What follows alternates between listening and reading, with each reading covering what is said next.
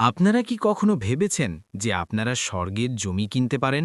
দুনিয়ায় সব কিছুই বিক্রি হতে পারে, সোনা, প্রাসাদ, এমনকি সময়ও। আজকের কাহিনী আমাদের প্রিয়, দুষ্টু এবং অত্যন্ত বুদ্ধিমান মোল্লা নাসিরুদ্দিনের। এই কাহিনী আমাদের শেখায় যে লোভের কোনো সীমা থাকে না, কিন্তু মোল্লার বুদ্ধিমত্তার সীমা তার চেয়েও অনেক দূরে। এক ধনী ব্যবসায়ী মোল্লার কাছে এমন একটি জিনিস কেনার জেদ ধরে যা দুনিয়ার কোনো মানুষ বিক্রি করতে পারে না। শেষ পর্যন্ত মোল্লা নাসিরুদ্দিন কিভাবে স্বর্গের জমি বিক্রি করলেন আর সেই জমির আসল রহস্য কী ছিল সেটা জানার জন্য ভিডিওটি শেষ পর্যন্ত অবশ্যই দেখুন। বন্ধুরা, অনেক সময় আগের কথা। সূর্যের প্রথম আলো যখন বুখারার মিনারগুলোর ওপর পড়ত, তখন সেগুলো সোনার মতো চকচক করে উঠত। কিন্তু এই শহরের জাঁকজমকের মাঝে এমন একজন মানুষ থাকত যার কাছে সোনার এত ভাণ্ডার ছিল যে সে হয়তো পুরো শহরটাই কিনে নিতে পারত। তবুও তার রাতগুলো কাটত অন্ধকার আর অস্থিরতায়। তার নাম ছিল করিম। করিম কোনো সাধারণ ব্যবসায়ী ছিল না। তার নাম শুনলেই ছোট ব্যবসায়ীদের ঘাম ছুটে যেত আর বড় সওদাগররা সম্মানে মাথা নিচু করে নিত। তার গুদামগুলো শস্য, মশলা, দামি গালিচা আর জহরত দিয়ে এমনভাবে ভরা থাকত যে প্রায় জিনিস রাখার জন্য তাকে নতুন জায়গা কিনতে হতো। তার প্রাসাদের দেওয়াল এত উঁচু ছিল যে পাখিও সেখানে প্রবেশ করতে পারত না, এবং তার ধনাগারের চাবির গোছা এত ভারী ছিল যে সেটা তোলার জন্য আলাদা একজন চাকর রাখতে হতো। করিম তার সারা জীবন প্রতিটি মুহূর্ত শুধু একটা লক্ষ্যেই ব্যয় করেছিল: সম্পদ জমা করা। তার কাছে টাকা শুধু প্রয়োজন মেটানোর মাধ্যম ছিল না, বরং একটা নেশা ছিল, এমন এক উন্মাদনা যা তার শিরায় প্রবাহিত রক্তের জায়গা নিয়েছিল।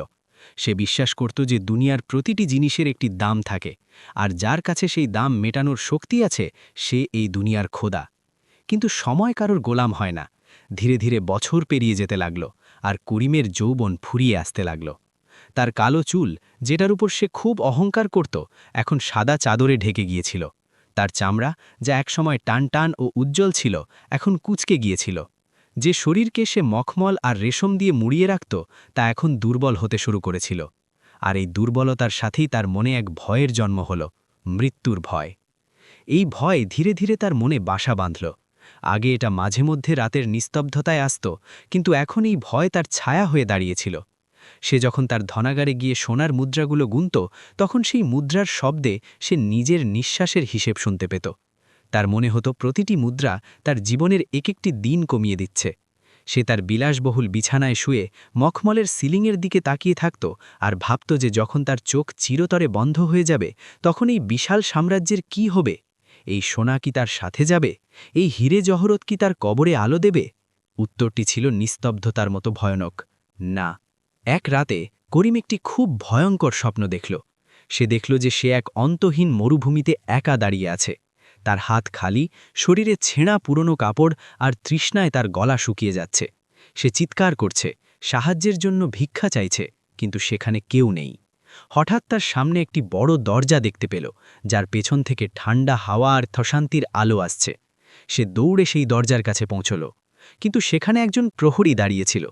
করিম সেই প্রহরীকে বলল, সরো, আমাকে ভেতরে যেতে দাও। তুমি জানো না আমি কে? আমি বুখারার সবচেয়ে ধনী ব্যবসায়ী করিম। আমার কাছে এত সোনা আছে যে আমি তোমার মতো হাজার হাজার প্রহরী কিনে নিতে পারি। কিন্তু সেই প্রহরী হাসল এবং বলল, এখানে তোমার সোনা শুধু মাটি, এখানে প্রবেশ পাওয়ার জন্য মুদ্রা অন্য কিছু। আর করিম তার পকেটে হাত দিতেই সেখানে শুধু ধুলো পেল। দরজা বন্ধ হয়ে গেল, আর করিম চিৎকার করতে করতে ঘুম থেকে জেগে উঠল। সেই রাতের পর করিমের অবশিষ্ট শান্তিটুকুও কেড়ে গেল। সে পাগলের মতো অস্থির হয়ে উঠল। সে শহরের সবচেয়ে বড় কবিরাজদের ডাকল, তাদের মন মতো পুরস্কার দিল এবং বলল এমন কোনো ওষুধ তৈরি করতে যা তার বয়স বাড়িয়ে দেবে, অথবা মৃত্যু যেন তাকে স্পর্শ না করতে পারে। কবিরাজরা তাকে হরেক রকমের কোয়াত খাওয়ালো, জড়িবুটি দিল, কিন্তু মৃত্যুর ভয় কি কোনো ওষুধে দূর হতে পারে? যখন ওষুধে কাজ হল না, তখন সে ধর্মগুরু আর মৌলবীদের সাহায্য নিল। সে শহরের বড় বড় ইমামদের কাছে গেল, সে মসজিদে অনেক দান করল, গরিবদের খাওয়ালো, কিন্তু তার দানের মধ্যে করুণা ছিল না, বরং ব্যবসা ছিল। সে ভগবানের সাথেও ব্যবসা করছিল। সে মনে মনে বলত, হে খোদা, আমি আজ ১০০ জন মানুষকে খাইয়েছি, এর বদলে আমার বয়স ১০ বছর বাড়িয়ে দাও। অথবা আমি মসজিদের মেরামতের জন্য সোনার ইঁট দিয়েছি, এর বদলে আমাকে নরকের আগুন থেকে বাঁচিয়ে দিও। কিন্তু তার মন শান্তি পেল না। তার সবসময় মনে হতো এগুলো যথেষ্ট নয়, তার একটা গ্যারেন্টি দরকার ছিল। যেমন জমি কিনলে সে দলিল পায় যাতে রাজার মোহর থাকে, তেমনি তার পরকালের জন্যও কোনো পাকা প্রমাণ দরকার ছিল। একদিন সে তার প্রাসাদের বাগানে বিষণ্ণ হয়ে বসেছিল। তার সামনে ফোয়ারা চলছিল, ময়ূর নাচছিল, কিন্তু সে সব কিছুর মধ্যেই শূন্যতা দেখতে পাচ্ছিল। তখনই তার এক পুরনো বিশ্বস্ত চাকর, যে দুনিয়ার সব খবর রাখত, সে তার কাছে এলো। চাকরটি করিমের মুখে দুশ্চিন্তার ছাপ দেখে ভয় পেয়ে জিজ্ঞেস করল, হুজুর, বেয়াদবি মাফ করবেন, কিন্তু অনেক দিন ধরে দেখছি আপনি খুব চিন্তিত। আপনার সম্পদের সূর্য তো পুরো আকাশে চমকাচ্ছে, তবে এই কোন অন্ধকার আপনাকে ঘিরে রেখেছে? করিম দীর্ঘশ্বাস ফেলল এবং প্রথমবার নিজের মনের কথা মুখে আনল। সম্পদ, এই সম্পদ এখন আমাকে দংশন করে। আমার ভয় হচ্ছে যে মৃত্যুর পর আমার কি হবে। আমি শুনেছি যে মৃত্যুর পর হিসাব নিকাশ হয়, আর আমি জানি যে আমি জীবনে উপার্জন ছাড়া আর কিছুই করিনি। আমি জান্নাতে যেতে চাই, কিন্তু রাস্তা খুঁজে পাচ্ছি না। এমন কেউ নেই যে আমাকে পাকা কথা দিতে পারে, সবাই শুধু বড় বড় কথা বলে। চাকরটি কিছুক্ষণ ভাবল এবং তারপর নিচু গলায় বলল, মালিক, আপনি যদি কিছু মনে না করেন তবে একটা কথা বলি। আমি শুনেছি যে শহরের বাইরে ওদিকের বস্তিগুলোর পরে একজন খুব অদ্ভুত আর জ্ঞানী ফকির থাকে। লোকে তাকে মোল্লা নাসিরুদ্দিন বলে। কেউ কেউ তাকে পাগল বলে, আবার কেউ তাকে আউলিয়া বলে। তার কাছে সব রোগের ওষুধ আর সব প্রশ্নের উত্তর আছে। তার কথাগুলো উল্টোপাল্টা মনে হতে পারে, কিন্তু সেগুলোর মধ্যে দুনিয়ার সবচেয়ে বড় রহস্য লুকিয়ে থাকে। শুনেছি সে এমন সব কাজ করেছে যা বুদ্ধির বাইরে। করিমের চোখে এক ঝলক উজ্জ্বলতা এলো। মোল্লা নাসিরুদ্দিন, আমি তার নাম শুনেছি। লোকে বলে সে তার গাধার সাথে কথা বলে। সে কি আমার সাহায্য করতে পারবে? চাকরটি বলল, হুজুর, সে তাই করতে পারে যা অন্য কেউ করতে পারে না। যদি দুনিয়ায় এমন কোনো লোক থাকে যে অসম্ভবকে সম্ভব করতে পারে, তবে সে ওই মোল্লাই। কিন্তু সে কারও কথা শোনে না, তাকে নিজের মর্জির মালিক বলা হয়। করিম তখনই উঠে দাঁড়াল। তার ভেতরের ব্যবসায়ী জেগে উঠেছিল। সে ভাবল প্রতিটি মানুষের একটি দাম থাকে। যদি সে ফকির হয় তবে তার টাকার দরকার হবে, যদি সে জ্ঞানী হয় তবে তার সম্মানের দরকার হবে। আমি তাকে সব দেব যা সে চাইবে। সবশেষে আমি করিম, আমি যা চাই তাই কিনতে পারি। পরের দিনই করিম তার সেরা ঘোড়াগুলো প্রস্তুত করাল। সে সোনা ও রূপার মুদ্রায় ভরা থলে সাথে নিল। সে তার সাথে কিছু সেবককেও নিল, যাতে সেই ফকিরের ওপর নিজের প্রভাব খাটাতে পারে। করিমের কাফেলা শহরের ভিড় রাস্তা দিয়ে বের হয়ে নির্জন পথের দিকে এগোল। শহরের জাঁকজমকপূর্ণ অট্টালিকাগুলো পেছনে ফেলে সাধারণ মাটির ঘরগুলো সামনে আসতে লাগল। তারপর সেই ঘরগুলো শেষ হয়ে গেল আর পাথুরে রাস্তা শুরু হল। দুপুরের প্রখর রোদে করিমের কাফেলা একটি ছোট টিলার কাছে পৌঁছাল। সেখানে একটি খুব সাধারণ বরং জরাজীর্ণ কুড়েঘর ছিল। কুড়েঘরের বাইরে একটি গাঁধা বাঁধা ছিল, যা মনের সুখে শুকনো ঘাস চিবোচ্ছিল। আর সেই গাঁধার পাশেই একটি গাছের ছায়ায় এক ব্যক্তি শুয়েছিল। তার কাপড় সাধারণ ছিল, মাথায় এক অদ্ভুত পাগড়ি, আর মুখে এমন এক নিশ্চিন্ত ভাব যেন তার দুনিয়ার কোনো বাদশার তোয়াক্কা নেই। তিনিই ছিলেন মোল্লা নাসিরুদ্দিন। করিম নিজের ঘোড়া থেকে নিচে বামল। তার জুতোর ওপর ধুলো লেগে গেল, যা দেখে সে নাক কুচকাল। কিন্তু সে জানত এখানে তার কাজ হাসিল করতে হবে। সে তার সেবকদের পেছনে থাকার ইশারা করল এবং ভারী পায়ে মোল্লার দিকে এগিয়ে গেল। তার হাঁটার সময় গলায় থাকা সোনার চেনগুলো ঝনঝন করছিল। মোল্লার চোখ বন্ধ ছিল, কিন্তু করিম কাছে পৌঁছাতেই মোল্লার চোখ না খুলেই বললেন, যদি তুমি তোমার ছায়া বিক্রি করতে আসো তবে সামনে যাও। এখানে রোদ খুব দামি, আমি তা বিনামূল্যে বিলি করি না। করিম থমকে গেল। এটা কেমন অভ্যর্থনা? সে গলা পরিষ্কার করে নিজের গম্ভীর গলায় বলল, আমি করিম, বুখারার সবচেয়ে বড় ব্যবসায়ী। আমি এখানে কোনো ছোটখাটো জিনিস কিনতে আসিনি। মোল্লা ধীরে ধীরে নিজের একটি চোখ খুললেন আর করিমকে উপর থেকে নিচ পর্যন্ত দেখলেন। তারপর হাসতে হাসতে বললেন, ও, তো তুমিই সেই করিম। আমি শুনেছি তোমার কাছে এত সোনা আছে যে তুমি তা খেতে পারো, পড়তে পারো, আর তার উপর শুতেও পারো। তবে এখানে এই ফকিরের কাছে কি নিতে এসেছ? আমার কাছে তো বিক্রির জন্য শুধু ধুলো আর হাওয়া আছে। করিম নিজের বিরক্তি চেপে বলল, মোল্লাজি, ধাঁধা দেবেন না। আমি এক গুরুতর সমস্যায় আছি। আমার কাছে সব কিছু আছে, কিন্তু মনের শান্তি নেই। আমি আমার পরকাল নিয়ে চিন্তিত। আমি স্বর্গে যেতে চাই। আমি চাই মৃত্যুর পর আমাকে সেখানে সবচেয়ে উঁচু মর্যাদা দেওয়া হোক। আমি শুনেছি যে আপনি অলৌকিক ক্ষমতা সম্পন্ন, আপনি অসম্ভবকে সম্ভব করতে পারেন। আমাকে বলুন, স্বর্গের রাস্তা কি? আমি তার যে কোনো দাম দিতে রাজি আছি। মোল্লা নাসিরুদ্দিন উঠে বসলেন। তিনি করিমের চোখের দিকে তাকালেন আর বুঝে গেলেন যে এই লোকটা ভয় আর লোভের এক অদ্ভুত মিশ্রণ। করিম এখনও স্বর্গকে একটি সম্পত্তি মনে করছে, যা কেনা যায়। মোল্লার মুখে একটি দুষ্টু হাসি খেলে গেল।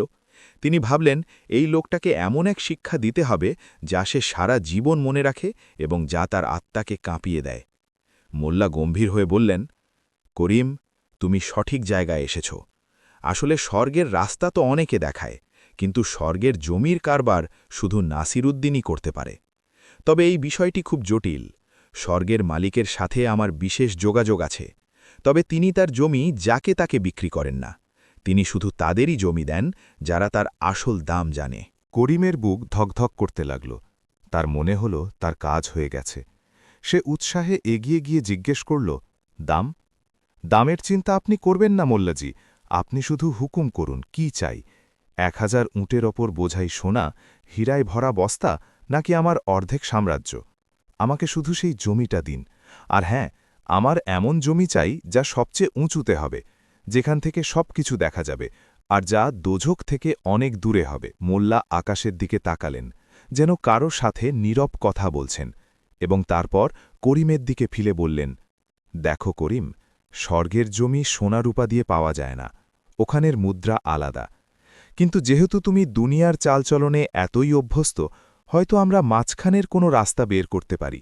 কিন্তু একটা শর্ত আছে, সেই জমি তুমি তখনই পাবে যখন তুমি আমার ওপর পুরো ভরসা করবে, আর আমি যা বলবো তেমনটাই করবে। একটিও প্রশ্ন করবে না, একটিও সন্দেহ করবে না। করিম সাথে সাথে রাজি হয়ে গেল। আমি তৈরি, আমি যা খুশি করব, শুধু আমার সেই জমি চাই। মোল্লা বললেন, ঠিক আছে, তবে শোনো, স্বর্গে একটি খুব বিশেষ প্লট আছে, যেটাকে বাগে সুকুন বলা হয়। ওটা এখন খালি আছে, কিন্তু সেটা কেনার জন্য তোমার ধনাগার খালি করার প্রয়োজন নেই, বরং তোমাকে এমন এক দাম দিতে হবে যা তোমার কাছে হয়তো সোনার চেয়েও বেশি ভারী। করিম অবাক হল। সোনার চেয়েও বেশি ভারী কি হতে পারে? কিন্তু সে ডিলের এত কাছাকাছি ছিল যে আর পিছিয়ে আসতে পারল না। বলুন মোল্লাজি, কি সেই দাম? মোল্লার রহস্যময় কণ্ঠে বললেন, সেই জমির দাম হল 1000 সোনার দিনার। কিন্তু সেই দিনার তোমাকে আমাকে এখনই দিতে হবে, আর তার বদলে আমি তোমাকে স্বর্গের জমির সেই টুকরো আজই, এখনই, এই মুহূর্তেই সঁপে দেব। কি? এখনই? করিম চমকে গেল। কিন্তু আমি তো এখনও বেঁচে আছি, আর স্বর্গ তো ওপরে। আপনি আমাকে জমি কিভাবে দেবেন? মোল্লা হাসলেন। এটাই তো আমার জাদু করিম। আমি তোমাকে স্বর্গের জমির দখল এখানেই মাটিতে দেব, যে টুকরোটি সরাসরি স্বর্গের সাথে যুক্ত। যে ওটা কিনে নেয়, তার নাম ওপরের রেজিস্টারে এমনিতেই লেখা হয়ে যায়। তো বলো, ডিল কি মঞ্জুর? করিমের ব্যবসায়ী বুদ্ধি দৌড়াতে লাগল। 1000 দিনার তার কাছে কোনো বড় অঙ্ক ছিল না, কিন্তু এটা কি সত্যি হতে পারে? তারপর সে মোল্লার চোখের দিকে তাকাল। সেখানে কোনো ছলনা ছিল না, বরং এক গভীর আত্মবিশ্বাস ছিল। আর তার হারানোরই বা কি আছে? যদি এটা সত্যি হয়, তবে সে অনন্তকালের জন্য নিরাপদ হয়ে যাবে, আর যদি মিথ্যা হয়, তবে শুধু 1000 দিনারই যাবে। সওদা খারাপ ছিল না। করিম তার সেবককে ইশারা করল। সেবক সোনার মুদ্রায় ভরা একটি থলে মোল্লার পায়ের কাছে রাখল। মোল্লা থলেটি তুললেন না, শুধু সেটা দেখলেন আর বললেন, খুব ভালো, এখন তুমি স্বর্গের জমিদার হতে চলেছ। আমার সাথে এসো। মোল্লা নিজের জায়গা থেকে উঠলেন এবং কুড়েঘরের পেছনের দিকে হাঁটতে লাগলেন। করিম তার পেছনে পেছনে চলল। তার বুক উৎসাহ আর উদ্বেগে ভরে গেল। সে কি সত্যিই স্বর্গের জমি দেখতে যাচ্ছে? সেখানে কি পুরীরা থাকবে? সেখান থেকে কি কোনো স্বর্গীয় আলো আসবে? হাঁটতে হাঁটতে তারা কুড়েঘরের পেছনে একটি এবড়ো খেবড়ো জমির টুকরোর কাছে পৌঁছালেন। সেখানে আগাছা জন্মেছিল, পাথর ছড়িয়ে ছিটিয়েছিল, আর চারদিকে ছিল নিস্তব্ধতা। মোল্লা একটি বড় সাধারণ দেখতে পাথরের কাছে গিয়ে থামলেন। তিনি চারদিকে তাকালেন এবং তারপর সেই পাথরের দিকে ইশারা করে বললেন। মোল্লা নাসিরুদ্দিন সেই সাধারণ পাথরের উপর নিজের পা রাখলেন এবং করিমের চোখে চোখ রেখে এমন এক কথা বললেন যা শুনে করিমের পায়ের নিচ থেকে মাটি সরে গেল। তিনি বললেন, করিম, ভালো করে দেখো এই জায়গাটাকে। এটাই সেই জমি যেটার সওদা তুমি করেছ। আর যদি তুমি আমার পরের শর্ত না মানো, তবে এই জমি তোমাকে স্বর্গে পাঠানোর বদলে বেঠে থাকতেই নরকের দর্শন করিয়ে দেবে। শেষ পর্যন্ত মোল্লার সেই ভয়ানক শর্ত কি ছিল, আর সেই অনুর্বর জমিতে এমন কি রহস্য লুকিয়েছিল, সেটা জানার জন্য দেখুন কাহিনীর পরবর্তী অংশ। বন্ধুরা, ভিডিওটি অবশ্যই লাইক করবেন। করিমের চোখে অবিশ্বাস আর রাগের এক মিলিত ঝড় বয়ে গেল। সে সেই অনুর্বর পাথুরে জমির দিকে তাকিয়েছিল, যেটাকে মোল্লা নাসিরুদ্দিন স্বর্গের জমি বলেছিলেন। সেখানে কোনো সবুজিমা ছিল না, কোনো ছায়াযুক্ত গাছ ছিল না, আর জলের কোনো উৎসও ছিল না। শুধু শুকনো হলুদ ঘাসের কিছু গুচ্ছ ছিল, যা বাতাসে বিষণ্নভাবে দুলছিল। আর মাঝখানে একটি বড় খসখসে কালো পাথর পড়েছিল, যেন যুগ যুগ ধরে কোনো অভিশাপের অপেক্ষা করছে। সূর্য ঠিক মাথার ওপর ছিল, আর তার তীব্র আলো সেই পাথুরে মাটিতে ধাক্কা খেয়ে ফিরে আসছিল, যার ফলে ওখানের বাতাসে এক ঝলসানো গরম তৈরি হয়েছিল। করিমের মখমলের পোশাক ঘামে ভিজে যেতে লাগল, কিন্তু এই ঘাম গরমের চেয়েও বেশি ছিল সেই অপমান আর প্রতারণার অনুভূতির জন্য, যা সে এই মুহূর্তে অনুভব করছিল। সে মোল্লার দিকে তাকালো, যিনি খুব আয়েসে সেই কালো পাথরের পাশে দাঁড়িয়েছিলেন। তার মুখে এমন এক শান্ত হাসি ছিল, যেন তিনি এইমাত্র করিমকে দুনিয়ার সবচেয়ে দামি উপহার দিয়েছেন। করিমের ধৈর্য এবার ভেঙে গেল, তার মুখ রাগে লাল হয়ে উঠল, ঘাড়ের রগ ভুলে গেল, আর সে প্রায় চিৎকার করে বলল, মোল্লা, তুমি কি আমার সাথে তামাশা করছো? আমার বুদ্ধি কি তোমার কাছে ঘাস খাওয়ার মতো মনে হয়? আমি তোমাকে 1000 সোনার দিনার দিয়েছি। 1000 দিনার! সেই টাকা দিয়ে আমি বুখারার সবচেয়ে অভিজাত এলাকায় একটি বিলাসবহুল বাগান কিনতে পারতাম, যেখানে ফোয়ারা থাকত, মার্বেল পাথরের বেদি থাকত। আর তুমি আমাকে এই নির্জন, অনুর্বর আর অশুভ টুকরো দেখাচ্ছ আর বলছো যে এটা স্বর্গের জমি। এটা তো আমার ঘোড়ার আস্তাবলের চেয়েও খারাপ। আমার টাকা ফেরত দাও এখনই, না হলে আমি কাজীর কাছে যাব আর তোমাকে গারদে ভরব। করিমের গলা সেই নিস্তব্ধতায় প্রতিধ্বনিত হল। দূরে দাঁড়িয়ে থাকা তার সেবকরাও কেঁপে উঠল। তাদের মনে হল এখন মোল্লার রক্ষা নেই। কিন্তু মোল্লা নাসিরুদ্দিন নিজের জায়গা থেকে এক চুলও নড়লেন না। তার হাসি আরও গভীর হল। তিনি খুব ধৈর্যের সাথে নিজের হাত তুললেন এবং করিমকে শান্ত হওয়ার ইশারা করলেন, ঠিক যেমন কোনো বয়স্ক ব্যক্তি কোনো অবুঝ শিশুকে বোঝান। শান্ত হও করিম, শান্ত হও, মোল্লা নিজের গভীর আর স্থির গলায় বললেন। রাগ বুদ্ধিকে খেয়ে ফেলে, আর এখন তোমার বুদ্ধির সবচেয়ে বেশি প্রয়োজন। তুমি একজন ব্যবসায়ী, তুমি জিনিসের বাইরের চাকচিক্য দেখো।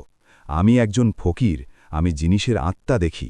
তুমি জমির সওদা করেছ, আর সওদা কখনো ফেরত হয় না। এটা তুমিও জানো আর আমিও জানি। কিন্তু প্রশ্ন হল, তোমার মনে হচ্ছে তুমি ঠকেছ। অথচ আসল কথা হল, আমি তোমাকে সেই জিনিস দিয়েছি যা আজ পর্যন্ত কোনো বাদশার কপালে জোটেনি। করিম বিরক্ত হয়ে বলল, ফালতু কথা বলো না মোল্লা। আমার যুক্তি চাই, যুক্তি। এই অনুর্বর টুকরো স্বর্গ কিভাবে হতে পারে? এতে এমন কি আছে যা আমার চোখে পড়ছে না? মোল্লা সেই কালো পাথরের ওপর বসলেন এবং করিমকেও মাটিতে বসার ইশারা করলেন। করিম নিজের দামি শেরওয়ানি নষ্ট হওয়ার ভয়ে নাক কুচকাল। কিন্তু মোল্লার চোখে এমন কিছু ছিল যে সে মন্ত্রমুগ্ধের মতো নিজের রুমাল বিছিয়ে সেই ধুলোবালির ওপর বসে পড়ল। মোল্লা মাটি থেকে এক মুখো ধুলো তুললেন এবং তা নিজের আঙুলের ফাঁক দিয়ে পড়তে দিলেন। করিম, তুমি যেটাকে অনুর্বর বলছো সেটা আসলে শূন্যতা, আর স্বর্গ শূন্যতা থেকেই শুরু হয়। দেখো, যদি আমি তোমাকে একটি সাজানো বাগান দিতাম, তবে তোমার মন গাছ, ফুল আর ফোয়ারার মধ্যেই আটকে থাকত। কিন্তু এখানে কিছু নেই, আর যেখানে কিছু থাকে না সেখানেই সব কিছু হওয়ার সম্ভাবনা থাকে। এখন আমার কথা মন দিয়ে শোনো। মোল্লা নিজের আঙুল আকাশের দিকে তুললেন, ঠিক সেই অনুর্বর জমির মাথার ওপরে। করিম, জমির আসল মালিক সে হয় না যে দলিল নিজের সিন্ধুকে রাখে। জমির আসল মালিক সে যে সেই জমির সাথে যুক্ত আকাশকে বোঝে। এই টুকরোটি যেটিকে তুমি তুচ্ছ নজরে দেখছ, এটি একটি প্রবেশদ্বার। যখন তুমি মরবে আর তোমার শরীরকে এই জায়গায়, এই পাথরের নিচে দাফন করা হবে, তখন তোমার রূহ যখন শরীর থেকে বের হবে, তখন তার সামনে কোনো বাধা থাকবে না, না প্রাসাদের ছাদ, না গাছের ডালপালা। সোজা বাধাহীন পথ ওপরের দিকে। এই জমি দুনিয়ার সেই অল্প কিছু জায়গার মধ্যে একটি, যেখানে পৃথিবী আর আকাশের মাঝখানের পর্দা সবচেয়ে পাতলা। এখান থেকে যে দোয়া চাওয়া হয় তা সরাসরি কবুল হয়। এখান থেকে যে রূহ ওড়ে তা পথ হারায় না, সোজা গন্তব্যে পৌঁছায়। করিম চুপ হয়ে গেল। মোল্লার কথার মধ্যে এক অদ্ভুত সম্মোহন ছিল। পৃথিবী আর আকাশের মাঝখানের পাতলা পর্দা, এই চিন্তাটি তাকে রোমাঞ্চিত করল। সে সবসময় শর্টকাট পছন্দ করত, তা ব্যবসায় হোক বা জীবনে। যদি এই জমি সত্যিই স্বর্গের সরাসরি দরজা হয়, তবে 1000 দিনার তো কিছুই না। কিন্তু তার ব্যবসায়ী মন এখনও পুরোপুরি আশ্বস্ত হয়নি। সে সন্দেহ প্রকাশ করে বলল, মোল্লাজি, আপনার কথা শুনতে তো ভালো লাগছে, আধ্যাত্মিক লাগছে, কিন্তু আমি একটি প্রমাণ চাই। আমি কিভাবে মেনে নেব যে এই জমি জাদুকরি? আমি এখন তো এখানে শুধু রোদ আর ধুলো দেখছি। আমার কেন মনে হচ্ছে না যে এটা স্বর্গ? মোল্লার চোখে এক চমক খেলে গেল। এটাই সেই মুহূর্ত যার জন্য তিনি অপেক্ষা করছিলেন। তিনি নিজের গলা নিচু আর গম্ভীর করে নিলেন। খুবই যৌক্তিক প্রশ্ন করেছ করিম, আর এখানেই সেই শর্তটি আসে যেটির কথা আমি আগে বলেছিলাম। দেখো, জমির দাম তুমি দিনারের মাধ্যমে দিয়েছ সেটা তো শুধু কাগজের কাজ ছিল, কিন্তু কোনো জিনিসের মালিক হওয়া আর কোনো জিনিস অনুভব করা এই দুটি আলাদা ব্যাপার। তুমি এই জমির মালিক হয়ে গেছ, কিন্তু এই জমি এখনও তোমার হয়নি। এটা এখনও তোমাকে গ্রহণ করেনি। গ্রহণ করেনি? জমিও কি মানুষকে গ্রহণ করে? অবশ্যই করে, মোল্লা বললেন। বিশেষ করে এই জমি। এটা স্বর্গের টুকরো। এটা অপবিত্র, লোভী আর অস্থির রুহকে নিজের কোলে আশ্রয় দেয় না। যদি তুমি এখনই এখানে দাফন হও, তবে হতে পারে এই জমি তোমাকে উগড়ে দেবে। তাই স্বর্গের আশা করার আগে তোমাকে এই জমির সাথে একটি সম্পর্ক তৈরি করতে হবে। তোমাকে এটি সিদ্ধ করতে হবে। করিমের কপালে ঘাম জমছিল। তবে আমাকে কি করতে হবে? আরও সোনা দিতে হবে, নাকি কোনো বিশেষ পূজা করতে হবে? না, মোল্লা মাথা নাড়লেন। সোনা এখানে মাটি, আর পূজা তো ভণ্ডামি হতে পারে। তোমাকে তপস্যা করতে হবে। তোমাকে একটি ছোট্ট পরীক্ষা দিতে হবে, এমন এক পরীক্ষা যা প্রমাণ করবে যে তুমি সত্যিই স্বর্গের যোগ্য। করিম স্বস্তির নিঃশ্বাস ফেলল। পরীক্ষা? সে তো সারা জীবন পরীক্ষার মধ্য দিয়ে গেছে। বাজারের মন্দা, রাজার ট্যাক্স, ডাকাতদের ভয়, সে সব কিছুর মোকাবিলা করেছে। বলুন মোল্লাজি, কি সেই পরীক্ষা? আমাকে কি করতে হবে? মোল্লা নাসিরুদ্দিন উঠে দাঁড়ালেন। তার ছায়া করিমের উপর পড়ছিল।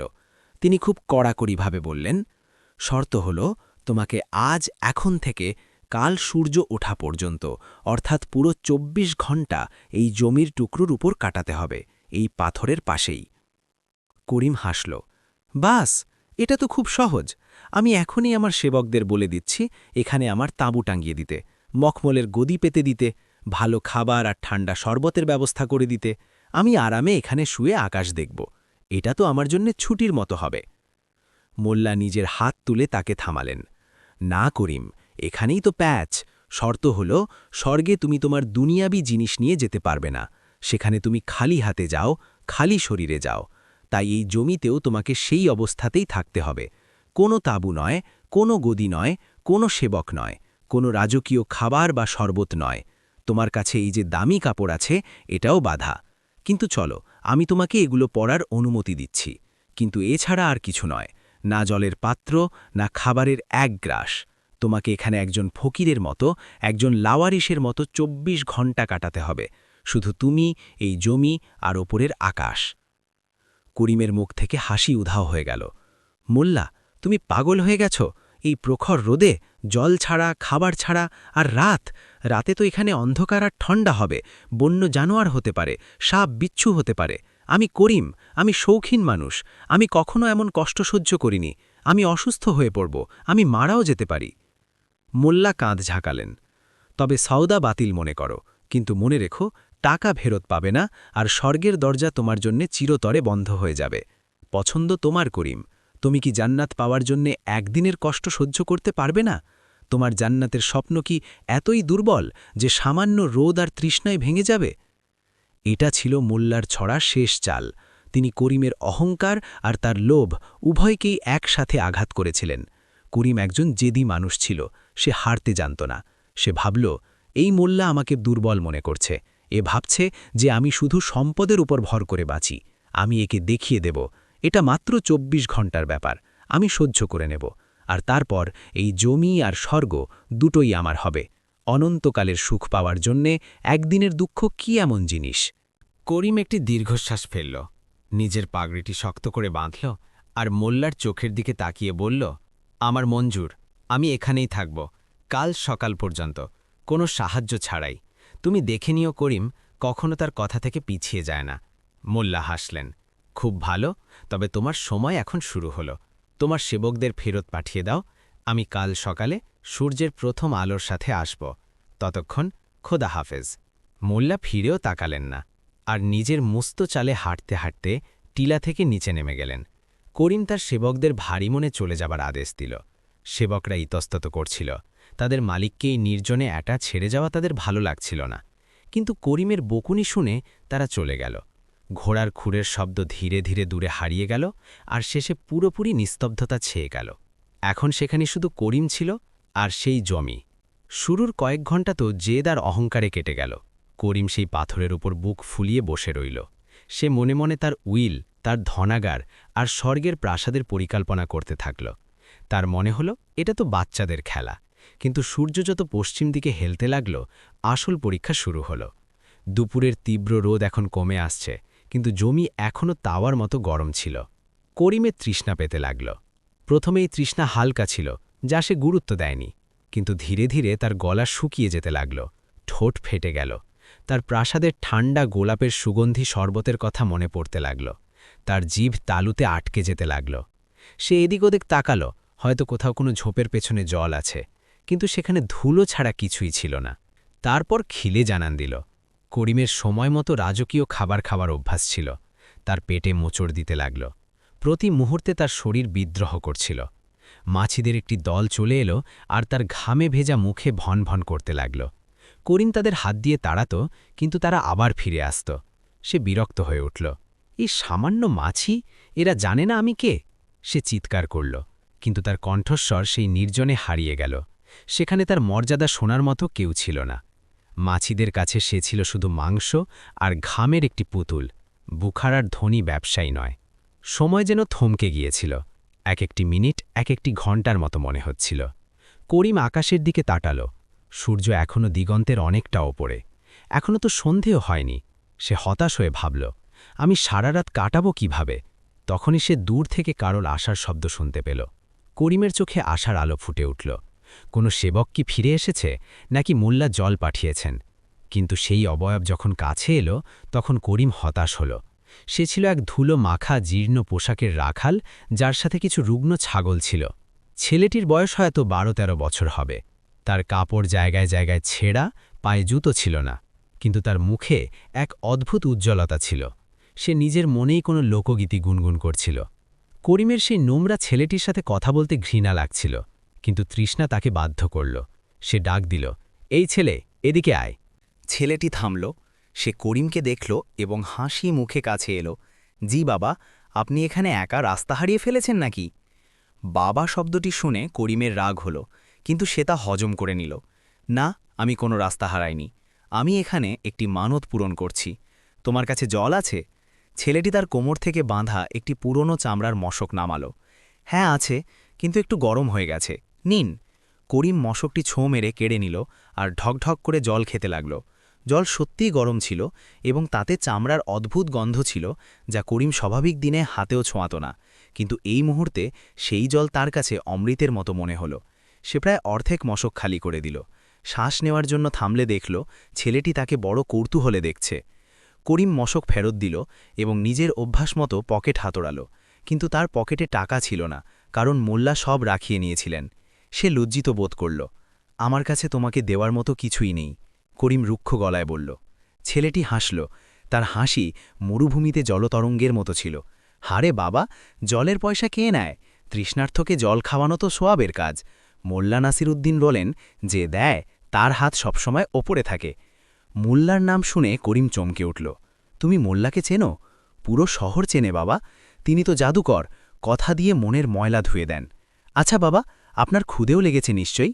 আমার কাছে বাসি রুটি আর পেঁয়াজ আছে, খাবেন? করিমের আমিরি পেট বাসি রুটির নাম শুনেই সংকুচিত হয়ে গেল, কিন্তু খিদে ছিল প্রবল। সে না না করতে করতে রুটির টুকরোটি নিয়ে নিল। সেটা শুকনো শক্ত রুটি ছিল, যা চিবানো কঠিন ছিল, কিন্তু সেটা খেতেই তার মায়ের হাতের কথা মনে পড়ে গেল, যিনি ছোটবেলায় যখন তারা গরিব ছিলেন তাকে এমনই রুটি খাওয়াতেন। বহু বছর পর সেই দামি খাবারের অভ্যস্ত করিম সেই শুকনো রুটিতে এক অদ্ভুত স্বাদ পেল, পরিশ্রম আর সন্তুষ্টির স্বাদ। ছেলেটি সেখানেই পাথরের পাশে বসে পড়ল। বাবা, আপনি এখানে কেন বসে আছেন? এখানে তো কিছুই নেই, রাতে এখানে শিয়াল কাঁদে। করিম বলল, আমি এখানে স্বর্গের জমি কিনতে এসেছি। এই জমি আমার। ছেলেটি জোরে হেসে উঠল। স্বর্গের জমি? বাবা, মোল্লাজি আপনাকেও ঘুরিয়ে দিয়েছেন। এই জমি তো অনুর্বর, এখানে তো ঘাসও জন্মায় না। আর জমি কারোর কিভাবে হতে পারে? আজ আপনি আছেন, কাল থাকবেন না। জমি তো এখানেই থাকবে। এই ছাগলগুলো, এই হাওয়া, এই আকাশ, এসব কারো নয়, এবং সবার। করিমের একজন অশিক্ষিত রাখালের কাছ থেকে দর্শন শুনতে খারাপ লাগল। তুই তোর কাজ কর বাচ্চা, তুই জানিস না আমি কে? আমি বোখালার সবচেয়ে ধনী লোক। ছেলেটি সরলভাবে বলল, ধনী? তাহলে আপনি এখানে ধুলোয় কেন বসে আছেন, আর আমার মতো গরিবের রুটি কেন খাচ্ছেন? এই প্রশ্নটি তীরের মতো করিমের বুকে বিঁধল। সে নিরুত্তর হয়ে গেল। ছেলেটি কিছুক্ষণ আর বসল, তারপর নিজের ছাগলগুলোকে হাঁকিয়ে নিয়ে চলে গেল। যেতে যেতে সে বলল, বাবা, ধনী সে নয় যার কাছে সোনার বস্তা আছে, ধনী সেই যাকে কড়া রোদেও ছায়া জুটে যায়। খোদা হাফেজ। ছেলেটি চলে যাওয়ার পর নিস্তব্ধতা আরও গভীর হয়ে গেল। সূর্য ডুবে গেল, আর আকাশে লাল আভা ছড়িয়ে পড়ল, এবং তারপর ধীরে ধীরে অন্ধকার নেমে এলো। দিন যদি কঠিন হয়ে থাকে, তবে রাত ছিল ভয়াবহ। সূর্যের শেষ রশ্মি অদৃশ্য হতেই তাপমাত্রা কমতে শুরু করল। দিনের গরম এখন হাড় কাঁপানো ঠান্ডায় বদলে যাচ্ছিল। করিমের রেশমি পোশাক শীত আটকানোর জন্য যথেষ্ট ছিল না। সে ঠক ঠক করে কাঁপতে লাগল। সে নিজের হাঁটু দুটো বুকের সাথে লাগিয়ে নিজেকে কুঁকড়ে নিল। অন্ধকার এতটা গভীর ছিল যে সে নিজের হাতও দেখতে পাচ্ছিল না। এবং তারপর শব্দ শুরু হলো। ঝিঝি পোকার ডাক, দূরে কোথাও শিয়ালের কান্না, আর বাতাসের শোঁ শোঁ শব্দ। প্রতিটি শব্দে করিমের প্রাণ ওষ্ঠাগত হয়ে উঠছিল। তার মনে হতে লাগল যে অন্ধকারের ভেতর থেকে কেউ তাকে দেখছে। তার ছোটবেলার ভূতপ্রেতের গল্পগুলো মনে পড়তে লাগল। তার মনে হলো সেই কালো পাথরটি নড়ছে। তার মনে হলো মাটির নিচ থেকে মরা মানুষেরা তাকে টানছে। এটা পাগলমি, সে বিড়বিড় করে বলল। আমি এখানে আছি, একটি কাল্পনিক স্বর্গের জন্য আমি আমার আসল জীবন ঝুঁকিতে ফেলছি। ভয়ের সাথে সাথে তার আগের জীবনের দৃশ্যগুলো মনে পড়তে লাগল। সে কিভাবে নিজের প্রতিদ্বন্দ্বীদের বরবাদ করেছিল, কিভাবে সে এক বিধবার জমি দখল করে নিয়েছিল, কিভাবে সে নিজের ভাইকে ধোঁকা দিয়েছিল। এই ঘন অন্ধকার আর একাকিত্বে তার বিবেক জেগে উঠেছিল। তার প্রতিটি পাপের চেহারা সে দেখতে পাচ্ছিল। তার মনে হল এই জনমানবহীন জমি আসলে তার নিজের আত্মারই প্রতিফলন, শুষ্ক, অনুর্বর এবং অন্ধকার। এটাই কি তাহলে নরক? সে ভাবল। একাকিত্ব, অনুশোচনা, ভয়। পুরো রাত করিম এক মুহূর্তের জন্য ঘুমাল না। সে শুধু কাঁপতে থাকল আর দোয়া করতে থাকল যেন সকাল হয়। সে তার সমস্ত সম্পদ বিলিয়ে দেওয়ার মানত করল, শুধু যেন সকাল হয়। সে খোদার কাছে ওয়াদা করল যে যদি সে আজ রাতে বেঁচে যায় তবে সে বদলে যাবে। তার অহংকার, যা সকালে পাহাড়ের মতো অটল ছিল, রাতের অন্ধকারে বালির প্রাসাদের মতো ধসে গিয়েছিল। সময় কচ্ছপের গতিতে চলছিল। তার মনে হলো যেন কয়েক শতাব্দী কেটে গেছে। যখন ঠান্ডা সহ্যসীমার বাইরে চলে গেল, তখন সে কাঁদতে লাগল। বুখারার সবচেয়ে ধনী লোক একটা বাচ্চার মতো ফুপিয়ে ফুপিয়ে কাঁদতে লাগল। তার চোখের জল গালে লেগে থাকা ধুলো ধুয়ে দিচ্ছিল। তখনই দিগন্তে একটি হালকা নীল রেখা দেখা গেল। সকালের প্রথম আভাস। করিম সেই আলোর দিকে এমনভাবে তাকালো যেন কেউ তাকে নতুন জীবন দিল। ধীরে ধীরে আলো বাড়তে লাগল। পাখিরা কিচিরমিচির করতে শুরু করল। সূর্যের প্রথম কিরণ সেই কালো পাথরটিকে আবার আলোকিত করে দিল। করিমের শরীর আড়ষ্ট হয়ে গিয়েছিল, কিন্তু সে বেঁচে ছিল। সে একটি লম্বা শ্বাস নিল। আমি জিতে গেছি, সে ভাবল। আমি করে দেখিয়েছি, আমি শর্ত পূরণ করেছি। তখনই সে পায়ের শব্দ শুনতে পেল। সে ঘুরে দেখল মোল্লা নাসিরুদ্দিন হাতে একটি লণ্ঠন আর কিছু রসালো আঙুর নিয়ে গিয়ে আসছেন। তার মুখে সেই পুরনো দুষ্টুমি মাখা হাসি ছিল। সুপ্রভাত করিম, মোল্লা উৎসাহের সাথে বললেন। কেমন কাটল তোমার রাত? স্বর্গের স্বপ্ন কি এসেছিল? করিম উঠার চেষ্টা করল, কিন্তু তার পা অবশ হয়ে গিয়েছিল। সে হোঁচট খেল, কিন্তু নিজেকে সামলে নিল। তার চোখে সারা রাতের ভয়ের ছায়া ছিল, কিন্তু একটি অদ্ভুত দৃঢ়তাও ছিল। আমি এখানেই আছি মোল্লা, করিম ভাঙা গলায় বলল। আমি পালিয়ে যাইনি, আমি তোমার শর্ত পূরণ করেছি। এখন এই জমি আমার, এখন স্বর্গ আমার। মোল্লা নাসিরুদ্দিন আঙুরের একটি থোকা করিমের দিকে বাড়িয়ে দিলেন। করিম পাগলের মতো তা খেল। তার রস করিমের শুকনো গলা ভিজিয়ে দিল। যখন করিম খাওয়া শেষ করল, তখন মোল্লা গম্ভীরভাবে তার দিকে তাকালেন। করিম, তুমি শারীরিকভাবে শর্ত পূরণ করেছ। তুমি এখানে ছিলে, তুমি ক্ষুধা, তৃষ্ণা আর ভয়ের মোকাবেলা করেছ। এর জন্যে আমি তোমার প্রশংসা করি। খুব কম লোকই এমনটা করতে পারে। করিম গর্বের সাথে মাথা তুলল। তবে এখন তো আর কোনো বাধা নেই। মোল্লা মাথা নাড়লেন, কিন্তু এটি সম্মতির মাথা নাড়া ছিল না। বাধা এখনও আছে বন্ধু, এবং সেটি আগের চেয়েও বড়। কি? করিম চিৎকার করে উঠল। এখন আর কি বাকি আছে? তুমি বলেছিলে ২৪ ঘণ্টা। হ্যাঁ, মোল্লা শান্তভাবে বললেন, কিন্তু জমি এখনও তোমাকে গ্রহণ করেনি। তুমি কিভাবে জানলে? করিম রাগে জিজ্ঞেস করল। মোল্লা নাসিরুদ্দিন সেই পাথরের ওপর নিজের পা রাখলেন এবং করিমের চোখে চোখ রেখে এমন এক কথা বললেন যা শুনে করিমের পায়ের নিচ থেকে মাটি সরে গেল। করিম, ভালো করে দেখো এই জায়গাটাকে। তুমি সারা রাত এখানে কি অনুভব করেছ? ভয়, অস্থিরতা, অনুশোচনা। যদি এটি স্বর্গের জমি হতো তবে তুমি এখানে শান্তি পেতে, তোমার এখানে আনন্দ পাওয়া উচিত ছিল। কিন্তু তুমি নরকের অভিজ্ঞতা পেলে। জানো কেন? কারণ স্বর্গের জমিতে নরকের বীজ বোনা হয়েছে, আর সেই বীজ তোমার ভেতরে আছে। এই জমি একটি আয়না করিম, এটি তাই দেখায় যা তোমার ভেতরে আছে। তুমি এই জমিকে তো জিতে নিলে, কিন্তু একে স্বর্গ বানানোর জন্যে তোমাকে আরও একটি দাম দিতে হবে। আর যদি তুমি আমার পরের শর্ত না মানো, তবে এই জমি তোমাকে স্বর্গে পাঠানোর বদলে বেঁচে থাকতেই নরকের দর্শন করিয়ে দেবে। কারণ এখন তুমি এই জমির সাথে জড়িয়ে গেছ, তুমি চাইলেও এর থেকে পিছু ছাড়াতে পারবে না। করিম হতভম্ব হয়ে গেল। কেমন শর্ত আর কি দাম?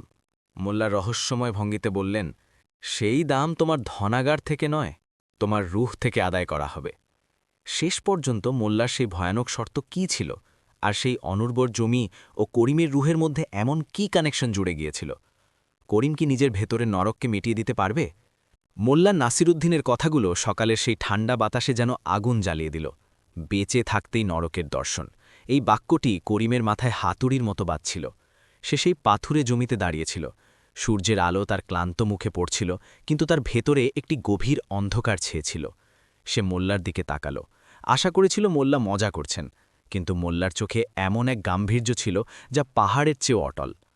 করিম নিজের শুকনো জিভ ঠোঁটের ওপর বোলালো এবং টলমলে গলায় জিজ্ঞেস করল, মোল্লা, ধাঁধা বন্ধা করো। আমি সারা রাত ঠান্ডা, ক্ষুধার ভয় সহ্য করেছি। আমি তোমার শর্ত পূরণ করেছি। এখন তুমি বলছো আমার রুহ থেকে দাম আদায় করা হবে? এটি কেমন সদা? আমি তোমাকে সোনা দিয়েছি, সময় দিয়েছি, এখন আর কি চাই? মোল্লা নাসিরুদ্দিন ধীরে ধীরে হাসলেন, কিন্তু সেই হাসিতে ব্যঙ্গ নয়, বরং এক গভীর করুণা ছিল। তিনি হেঁটে সেই কালো পাথরের পাশে বসলেন, যেখানে করিম পুরো রাত ভয়ের ছায়ায় কাটিয়েছিল। করিম, মোল্লা নরম গলায় বললেন, বসে পড়ো। সওদাগরি তো তুমি করো, আমি তো শুধু আয়না দেখাই। তুমি জিজ্ঞেস করছো আর কি চাই? উত্তর তোমার প্রশ্নের মধ্যেই লুকিয়ে আছে। তুমি আমাকে সোনা দিয়েছ, যা তোমার কাছে মাটি সমান। তুমি আমাকে সময় দিয়েছ, যা তুমি বাধ্য হয়ে কাটিয়েছ। কিন্তু তুমি এখনও সেটি দাওনি যা এই জমির প্রয়োজন। করিম বিরক্ত হয়ে মাটিতে বসে পড়ল। তবে পরিষ্কার করে বলো, কি চাই? আমার রক্ত? মোল্লা মাথা নাড়লেন। না, রক্ত তো সস্তা করিম, যুদ্ধের ময়দানে রোদ ঝরে। আমার সেটি চাই যা তুমি সবচেয়ে বেশি লুকিয়ে রাখো, তোমার সত্য। মোল্লা মাটি থেকে একটি কাকুর তুললেন এবং সেটি বাতাসে ছুড়লেন। দেখো করিম, যখন তুমি রাতে এখানে একা ছিলে, তখন তোমার ভয় কেন লাগলো? এখানে কি সিংহ ছিল? এখানে কি ডাকাত ছিল? না, এখানে শুধু নিস্তব্ধতা ছিল। কিন্তু সেই নিস্তব্ধতায় তুমি নিজেরই আওয়াজ শুনতে পেয়েছিলে। সেই আওয়াজগুলো, যেগুলোকে তুমি দিনের শোরগোলে, মুদ্রার ঝনঝনানিতে আর দরবারীদের মিথ্যা প্রশংসায় চেপে দাও। এই জমি বাগে সুকুন, শান্তির বাগান। কিন্তু এটি শান্তি শুধু তাদেরই যারা ভেতর থেকে শান্ত। যারা ভেতর থেকে কোলাহলে পূর্ণ, তাদের জন্য এই জায়গাটি শোরগোলের একটি ভয়ানক কামড়া হয়ে যায়। তুমি বলেছিলে না যে তোমার রাতভর মনে হয়েছে কেউ তোমাকে দেখছে? করিম শিউরে ওঠে মাথা নাড়ল। হ্যাঁ, আমার মনে হয়েছে। আমার মনে হয়েছে আমার পাপ আমাকে ঘুরছে। ঠিক তাই, মোল্লা তুড়ি বাজানেন। এই জমি একটি অ্যাম্প্লিফায়ার, বিবর্ধক। এটি তোমার ভেতরে যা আছে তাকে 100 গুণ বড় করে দেখায়। যদি তোমার ভেতরে স্বর্গ থাকে, তবে এই জমি তোমাকে জান্নাতের সুগন্ধ দেবে। যদি তোমার ভেতরে নরক থাকে, তবে এই জমি তোমাকে আগুনের উপর দিয়ে হাঁটাবে। এখন আমার কথা বোঝো, তুমি এই জমির মালিক হয়ে গেছ, কিন্তু এই জমি এখনও একটি সাদা কাগজ। এর উপর স্বর্গ লেখার জন্য তোমাকে কালি বদলাতে হবে, তোমাকে নিজের রুহকে পরিষ্কার করতে হবে। করিম নিরাশ হয়ে গেল। রুহ পরিষ্কার করা? এটি তো সন্ত আর ফকিরদের কাজ। আমি একজন ব্যবসায়ী মোল্লা, আমাকে বাস্তবসম্মত কথা বলো। আমাকে কি করতে হবে? মোল্লা নাসিরুদ্দিনের চোখে একটি চমক খেলে গেল। বাস্তবসম্মত কথাই তো বলছি। তোমার রুহের উপর ময়লার যে স্তর জমেছে, সেটি তোমার নেওয়ার অভ্যাস থেকে তৈরি হয়েছে। তুমি সারা জীবন শুধু নিয়েছ, সম্পদ নিয়েছ, জমি নিয়েছ, মানুষের পরিশ্রম নিয়েছ। এখন স্বর্গের নিয়ম উল্টো। সেখানে প্রবেশ পেতে হলে তোমাকে দিতে শিখতে হবে, কিন্তু ভিক্ষা নয়, দান নয়। তবে কি? করিম খেই হারিয়ে ফেলল। তোমাকে ত্যাগ করতে হবে, মোল্লা বললেন। পরের শর্ত এটি, তোমাকে নিজের প্রাসাদে ফিরে যেতে হবে, কিন্তু একজন রাজার মতো নয়, একজন অনুসন্ধানীর মতো।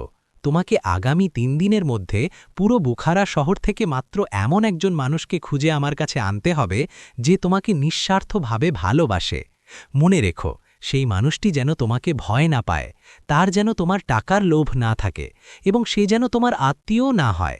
শুধু এমন একজন মানুষ যার চোখে তুমি নিজের জন্য মনুষ্যত্ব আর ভালোবাসা দেখতে পাবে, ধনী করিমের দাপট নয়। করিম জোরে হেসে উঠল, তার হাসিতে অহংকার ফিরে এলো। বাস মোল্লাজি, আপনিও যে কি না! আমি বুখারার সবচেয়ে প্রিয় মানুষ, আমার হাজার হাজার সেবক আছে, শত শত বন্ধু আছে। আমি ভোজ দিলে পুরো শহর ভেঙে পড়ে। একজন মানুষ, আমি পুরো ফৌজ দাঁড়িয়ে করিয়ে দিতে পারি যারা আমার জন্য প্রাণ দিয়ে দেবে। মোল্লা হাসলেন, এমন এক হাসি যা বোঝা মুশকিল। ভ্রম খুব মিষ্টি হয় করিম, কিন্তু সত্য খুব তেতো। যাও, নিজের প্রাসাদে যাও, 3 দিন সময় আছে। যদি তুমি এমন একজন সত্যিকারের মানুষ নিয়ে আসতে পারো, তবে আমি এই পাথরের ওপর দাঁড়িয়ে আকাশের দিকে হাত তুলে তোমার জন্য দোয়া করব, আর এই জমি সেই মুহূর্তেই তোমার জন্য স্বর্গের বাগানে বদলে যাবে। তুমি এখানে ফুলের সুগন্ধ পেতে থাকবে। কিন্তু যদি তুমি খালি হাতে ফেরো, তবে মনে রেখো, এই সওদা বাতিল। তোমার 1000 দিনার বাজেয়াপ্ত, আর এই জমি সবসময় তোমার জন্য একটি অনুর্বর ভয়াবহ স্বপ্ন হয়ে থাকবে। করিম ধুলো ঝেড়ে নিজের কাপড় ঠিক করল। তার মনে হলো মোল্লা পাগল হয়ে গেছেন। ভালোবাসা আর বিশ্বস্ততা তো বাজারে বিক্রি হবার মতো জিনিস। সে ভাবল, আমি এত মানুষকে কিনেছি, কেউ না কেউ তো মিলেই যাবে, মঞ্জুর। করিম আত্মবিশ্বাসের সাথে বলল, আমি পরশু বিকেলে ফিরে আসব, আর আমার সাথে একজন নয়, 10 জন লোক থাকবে যারা আমার নামে কসম খাবে। মোল্লা হাত নেড়ে তাকে বিদায় দিলেন। দেখা যাবে করিম, মনে রেখো, মুদ্রার চমক দিয়ে চোখের সত্য কেনা যায় না। খোদা হাফেজ। করিম টিলা থেকে নিচে নামল। নিচে রাস্তায় সে সেই রাখাল ছেলেটিকে দেখতে পেল, কিন্তু করিম তার পরোয়া করল না, এমনকি ফিলেও দেখল না। তার মাথা এখন নতুন পরিকল্পনা তৈরিতে ব্যস্ত ছিল। সে রাস্তা দিয়ে যাওয়া একটি টাঙা থামাল। তাকে যা চাইল সেই টাকা দিয়ে নিজের প্রাসাদের দিকে রওনা হল। সে যত শহরের কাছে পৌঁছচ্ছিল, বুখারার জাঁকজমক তত বাড়ছিল। বাজারে মশলার সুগন্ধ ছিল, কামারদের হাতুড়ির শব্দ ছিল। কিন্তু করিমের কাছে আজ এসব কিছু আলাদা মনে হচ্ছিল। গত রাতের নিস্তব্ধতার পর এই কোলাহল তার কানে বিঁধছিল। সে তার বিলাসবহুল প্রাসাদের দরজায় পৌঁছল। প্রহরীরা ঝুঁকে সালাম করল, খোশামদেদ হুজুর। করিম গাড়ি থেকে নামল এবং সোজা নিজের দরবারে খাসে গেল। সেখানে তার মুনিম, বিশেষ পরামর্শদাতা আর কিছু চাটুকার বন্ধু আগে থেকেই ছিল, যারা তার অনুপস্থিতিতে দাবা আর শরাব নিয়ে মজেছিল। করিমকে দেখামাত্রই নিস্তব্ধতা ছেয়ে গেল। করিমের অবস্থা খুব খারাপ ছিল, চুল এলোমেলো, কাপড়ে ধুলো আর চোখে ক্লান্তি। ইয়া আল্লাহ, করিম ভাইজান, আপনার এই কী দশা? তার এক বন্ধু রশিদ ঘাবড়ে গিয়ে জিজ্ঞেস করল। আমরা তো ভয় পেয়েছিলাম যে ডাকাতরা হয়তো। করিম হাত তুলে তাকে চুপ করাল। সে তার মখমলের সিংহাসনে বসল। শরীর আরাম পেল, কিন্তু মন এখনও সেই পাথুরে টিলায় আটকে ছিল। সে তার মুনিমকে ডাকল। আব্দুল্লাহ, করিম গর্জে উঠল। মুনিম দৌড়ে এলো, হাত কাঁপছিল। জি হুজুর। করিম মুনিমের চোখের দিকে তাকাল। সে নরম স্বরে জিজ্ঞেস করল, বন্ধু, তুমি আমার সম্পর্কে কি ভাবো? রশিদ একটু চমকে গেল, তারপর তার মুখস্থ চাটুকারিতা শুরু করে দিল। আরে করিম ভাই, আপনি তো বুখারার শান। আপনার মতো দরাজ দিল, আপনার মতো বুদ্ধিমান মানুষ আমি আজ পর্যন্ত দেখিনি। খোদার কসম, আপনি যদি বলেন তবে আমি এক্ষুনি জান দিয়ে দেব। করিম খুঁটিয়ে রশিদের চোখের দিকে তাকাল। মোল্লা বলেছিলেন, চোখের সত্য। রশিদ হাসছিল, কিন্তু তার হাসি চোখ পর্যন্ত পৌঁছাচ্ছিল না। তার নজর বারবার করিমের আঙুলে থাকা দামি হীরের আংটির দিকে যাচ্ছিল। করিমের হঠাৎ মনে পড়ল যে রশিদ গত মাসে তার কাছ থেকে বড় অঙ্কের ঋণ নিয়েছিল, যা এখনও শোধ করেনি। রশিদের ভালোবাসা করিমের জন্য নয়, করিমের তিজোরির জন্য ছিল। করিমের অস্থিরতা বাড়তে লাগল। সে মাহফিল বরখাস্ত করে দিয়ে নিজের অন্দর মহলে গেল। সেখানে তার বেগাম আর ছেলেরা ছিল। তার বড় ছেলে, যে এখন ব্যবসায় হাত লাগায়, সে দৌড়ে এলো। আব্বুজান, আপনি কোথায় চলে গিয়েছিলেন? আপনি জানেন কাল রেশমের সওদা হবার কথা ছিল। আপনি না থাকলে লাখ লাখ টাকার লোকসান হয়ে যেত। ভাগ্যিস আপনি এসে গেছেন। এই কাগজগুলোতে দস্তখত করে দিন। ছেলে বাবার শরীরের অবস্থা জিজ্ঞেস করল না, জল চায় কিনা জিজ্ঞেস করল না, সরাসরি লাভ লোকসানের কথা বলল। করিম ছেলের দিকে তাকালো। সে সেখানে নিজেরই প্রতিচ্ছবি দেখতে পেল। সেই একই লোভ, একই অধৈর্য। এটা কি ভালোবাসা ছিল? না, এটা ছিল ব্যবসা। ছেলে বাবাকে নয়, বরং ব্যবসার মালিককে খুঁজছিল। করিম চুপচাপ নিজের ঘরে চলে গেল আর দরজা বন্ধ করে দিল। সে আয়নার সামনে দাঁড়াল। ধুলো আর ক্লান্তির পেছনে সে নিজের মুখ দেখতে পেল আর তার মোল্লার কথা মনে পড়ল। নরকের বীজ তোমার ভেতরে আছে। প্রথমবার করিম তার বিলাসবহুল প্রাসাদের দেওয়ালগুলোর ভেতর দমবন্ধ অনুভব করল। সে ভাবল, পুরো দুনিয়ায় কি এমন কেউ নেই যে শুধু করিমকে ভালোবাসবে, সম্পদ ছাড়া করিমকে? পরের দিন করিমের জন্য এক অদ্ভুত পরীক্ষা হয়ে দাঁড়াল। সে ছদ্মবেশ ধরার সিদ্ধান্ত নিল। সে ভাবল যে হয়তো তার আমিরই মানুষের চোখের সামনে পর্দা টেনে রেখেছে। যদি সে সাধারণ সেজে যায়, তবে হয়তো সে সত্য খুঁজে পাবে। সে ছেঁড়া পুরনো কাপড় পরল, মুখে একটু কালি মাখল আর শহরের গলিতে বেরিয়ে পড়ল। সে সেই গলিগুলোতে গেল যেখানে সে একসময় গরিবদের দান করেছিল। তার মনে হয়েছিল সেই মানুষগুলো তাকে দোয়া করত। সে একটি চায়ের দোকানে বসল যেখানে কিছু শ্রমিক কথা বলছিল। শুনেছি করিম শেঠ কাল থেকে নিখোঁজ, একজন শ্রমিক বলল। আরে মরে গেলেই ভালো, দ্বিতীয়জন থুতু ফেলে বলল। গরিবদের রক্ত চুষে খেয়েছে ও। গত বছর যখন দুর্ভিক্ষ হয়েছিল, ও শস্যের দাম 10 গুণ বাড়িয়ে দিয়েছিল। আমার বাচ্চারা ওর জন্য না খেয়ে ঘুমিয়েছিল। জাহান্নামেও জায়গা হবে না ওই কৃপণের। করিমের কলিজা শুকিয়ে গেল। সে যেটাকে নিজের ব্যবসায়িক বুদ্ধি বলত, মানুষ সেটাকে জুলুম বলত। কিন্তু ও তো সরাইখানা বানিয়েছে, তৃতীয়জন বলল। সব লোক দেখানো। দ্বিতীয়জন আবার বলল, সরাইখানা নিজের নামের জন্য বানিয়েছে, যাতে রাজা খুশি হয়। ভেতরে গিয়ে দেখো, গরিবদের তো ঢুকতেই দেয় না। করিম শেঠ মানুষ নয়, শকুন। করিম সেখান থেকে চুপচাপ সরে পড়ল। তার চোখে জল ছিল। সে অলিতে গলিতে ঘুরতে থাকল। সে তার সেই পুরনো মুনিমের বাড়ির দিকে গেল, যাকে সে চুরির অপবাদে বের করে দিয়েছিল। এটা দেখতে যে হয়তো সে মাফ করে দিয়েছে। কিন্তু জানলা দিয়ে সে দেখল সেই লোকটি এখনও অসুস্থ আর অভিশাপ দিচ্ছে। 2 দিন কেটে গেল। করিম পাগলের মতো শহরে ঘুরতে থাকল। সে বেশ্যালয়ে গেল, শুঁড়িখানায় গেল, মসজিদের বাইরে বসল। যেখানেই সে নিজের নাম নিল, সেখানে হয় ঘৃণা পেল, নতুবা নকল সম্মান। যাদের সে টাকা দিয়েছিল তারা তার টাকার অনুগত ছিল। যাদের সে কষ্ট দিয়েছিল তারা তার শত্রু ছিল। তৃতীয় দিনের সন্ধ্যা ঘনিয়ে আসছিল। করিম তার প্রাসাদের বাগানে একটি গাছের নিচে বসেছিল। সে হার মেনে নিয়েছিল। তার কাছে সোনার পাহাড় ছিল, কিন্তু আত্মিকভাবে সে একজন ভিখারির চেয়েও বেশি গরিব ছিল। মোল্লা নাসিরুদ্দিন জিতে গিয়েছিলেন। স্বর্গের জমি তো দূরের কথা, করিমের এখন পৃথিবীতেও কোনো জায়গা নিজের মনে হচ্ছিল না।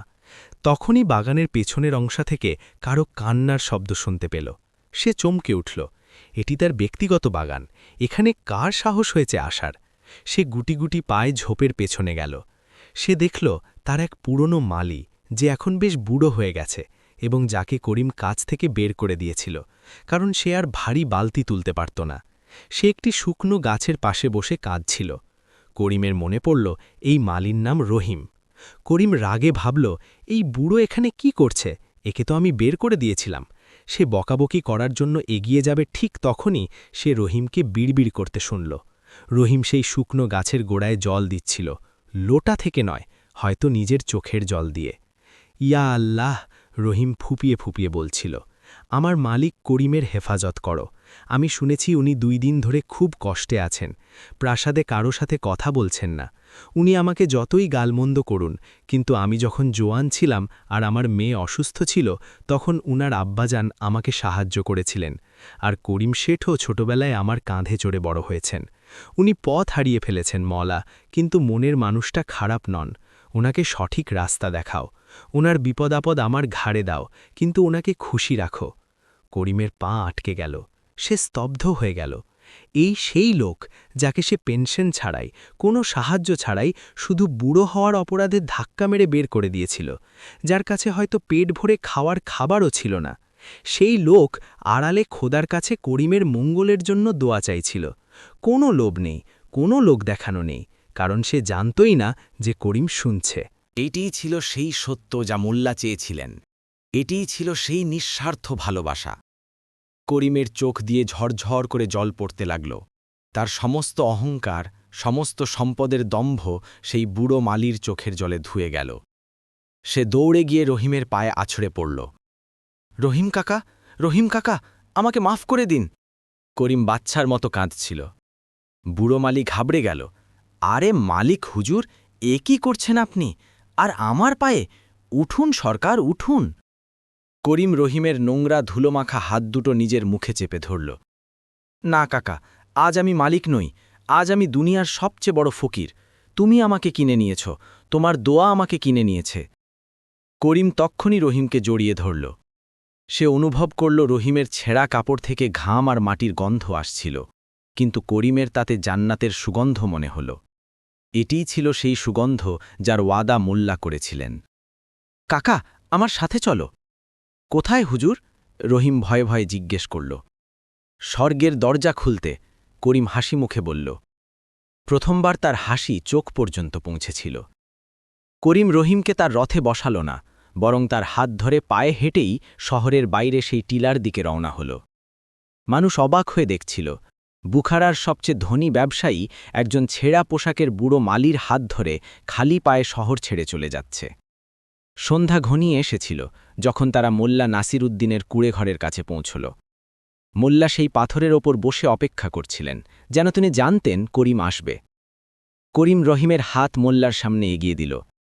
মোল্লা, আমি নিয়ে এসেছি। আমি হেরে গিয়েছিলাম মোল্লা। আমি আমার সম্পদে ভালোবাসা খুঁজছিলাম, কিন্তু ভালোবাসা আমি সেখানে পেলাম যেখানে আমি শুধু কাঁটা ফুতেছিলাম। ইনি রহিম কাকা, ইনি আমার জন্য তখন দোয়া চেয়েছেন যখন আমি ওনার অভিশাপের যোগ্য ছিলাম। মোল্লা নাসিরুদ্দিন রহিমের দিকে তাকালেন এবং ঝুঁকে সালাম করলেন। আসল বাদশা তো ইনিই করিম, তুমি তো শুধু ওনার ছায়ায় আছো। তারপর মোল্লা করিমের দিকে ঘুরলেন। তুমি শর্ত জিতে গেছ করিম, তুমি একজন সত্যিকারের মানুষ খুঁজে এনেছ। এখন দেখো তোমার জমিকে। করিম সেই অনুর্বর জমির দিকে তাকাল। অন্ধকার হচ্ছিল, হাওয়া বইছিল, পাথর সেই একই ছিল, ঘাস একই ছিল, কিন্তু করিমের এখন সেখানে ভয় লাগছিল না। সে সেই নির্জনতায় এক অদ্ভুত শান্তি অনুভব করছিল। রহিম কাকার হাত তার হাতে ছিল, আর তার মনে হল সে একা নয়। তার মনে হল এই জমি এখন তাকে কামড়াচ্ছে না, বরং জড়িয়ে ধরছে। আমি শান্তি অনুভব করছি। করিম অবাক হয়ে বলল, এটাই কি জাদু? মোল্লা হাসলেন। জাদু জমিতে নয়, জাদু সংযোগে। যতক্ষণ তুমি একা ছিলে এই জায়গা নরক ছিল, যখন তুমি ভালোবাসার সাথে এলে এই জায়গা স্বর্গ হয়ে গেল।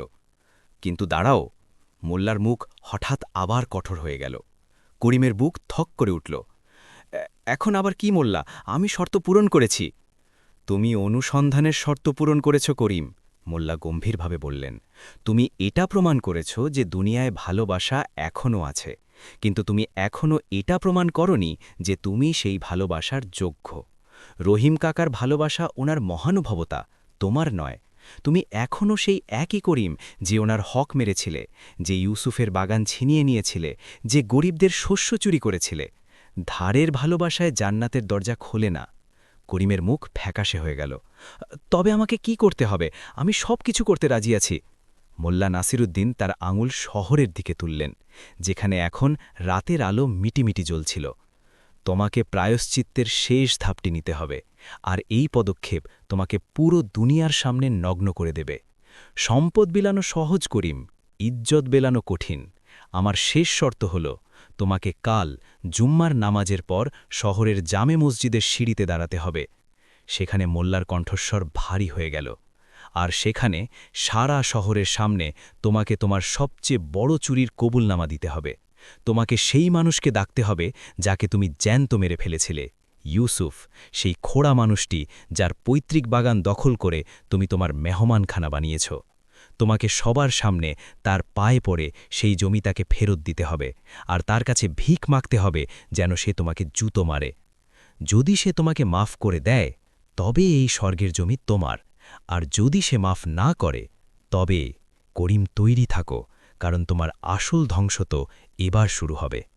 করিম কি তার মিথ্যা শান শওকতকে পায়ের নিচে পিষতে পারবে, নাকি তার অহংকার তাকে জান্নাতের দরজা থেকে পিছিয়ে দেবে? মোল্লা নাসিরুদ্দিনের শর্ত শুনে করিমের কানে নিস্তব্ধতা ছেয়ে গেল। বাতাসের ঝাপটা যা টিলায় বইছিল হঠাৎ তার কাছে ঘূর্ণিঝড়ের মতো মনে হতে লাগল। জুতো মারবে? করিম বিড়বিড় করে বলল। তার শব্দ গলায় আটকে গেল, তার পুরো শরীর কেঁপে উঠল, ঠান্ডায় নয় বরং সেই অপমানের কল্পনায় যা মৃত্যুর চেয়েও ভয়াবহ ছিল। সে বুখারার সবচেয়ে প্রতিষ্ঠিত ব্যবসায়ী ছিল, মানুষ তার সামনে মাথা নত করত, তার সাওয়ারি বেরোলে রাস্তা খালি হয়ে যেত, আর আজ এই ফকির তাকে বলছে যে সে ভরা মুজলিসে পুরো শহরের সামনে একজন খোড়া গরিব ইউসুফের পায়ে পড়ে জুতোর বাড়ি খাবে। করিমের চোখে এক মুহূর্তের জন্য পুরনো অহংকার জেগে উঠল। সে মোল্লার দিকে এক রক্তবর্ণ চোখে তাকাল। মোল্লা, তুমি তোমার সীমা ছাড়িয়ে যাচ্ছ। আমি না খেয়ে তৃষ্ণার্থ থেকে তোমার প্রথম শর্ত মেনেছি। আমি নিজের অহংকার গুঁড়িয়ে এই মালির কাছে ক্ষমা চেয়েছি, তোমার দ্বিতীয় শর্ত মেনেছি। কিন্তু এখন তুমি আমার আব্রু চাইছ। ইজ্জত তো একজন পুরুষের আসল অলংকার। যদি আমি জামে মসজিদের সিঁড়িতে অপদস্থ হই, তবে আমি বেঁচে থেকেই বা কি করব?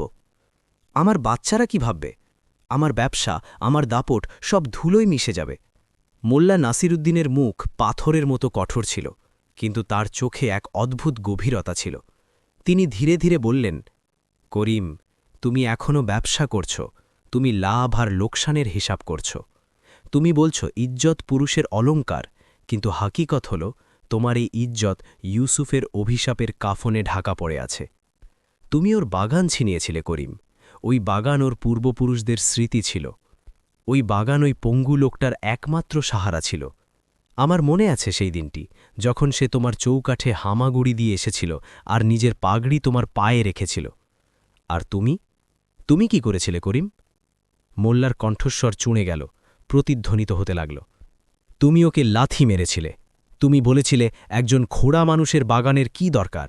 আর আজ যখন তুমি সেই খোদার ঘরে স্বর্গের জমি চাইছ, তখন তোমার মনে হচ্ছে তুমি তোমার মিথ্যা শান বাঁচিয়ে জান্নাতে দাখিল হয়ে যাবে।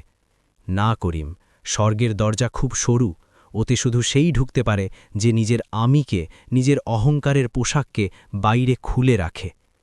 ইউসুফের মনে যে ক্ষত তুমি দিয়েছ তা সোনার মলমে ভরবে না, তা শুধু তোমার চোখের জল আর তোমার অনুশাসনা দিয়ে ভরবে। ঠিক করতে হবে, দুনিয়ার ইজ্জত চাই নাকি রুহের মুক্তি। করিম স্থবির হয়ে গেল। মোল্লা ওই ঘটনার কথা জানলেন কিভাবে? ওটা তো অনেক বছর আগের কথা। তখন সেখানে শুধু করিম আর তার খাস গুন্ডারা ছিল। ইউসুফকে সেখান থেকে টেনে হিঁচড়ে বের করে দেওয়া হয়েছিল। করিমের হঠাৎ মনে হল মোল্লা কোনো সাধারণ মানুষ নন। তিনি তার আত্মার সেই অন্ধকার কোণটি দেখছেন যা করিম নিজের কাছ থেকেও লুকিয়ে রেখেছিল।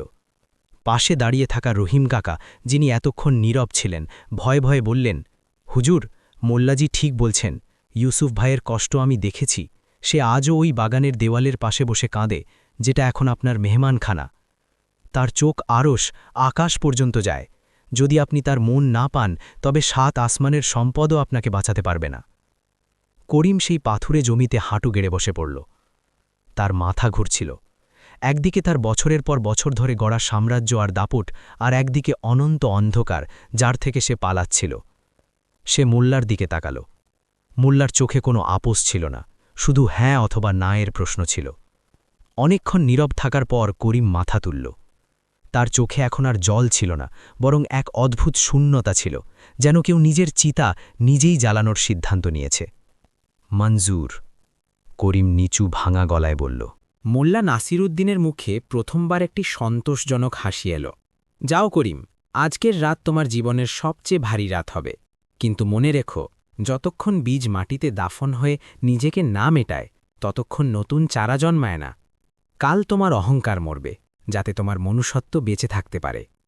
করিম আর রহিম শহরের দিকে ফিরে চলল, কিন্তু এবার করিম রহিমের হাত ছেড়ে দিয়েছিল, কারণ এখন তাকে এমন এক লড়াই লড়তে হবে যেখানে সে একান্তই একা।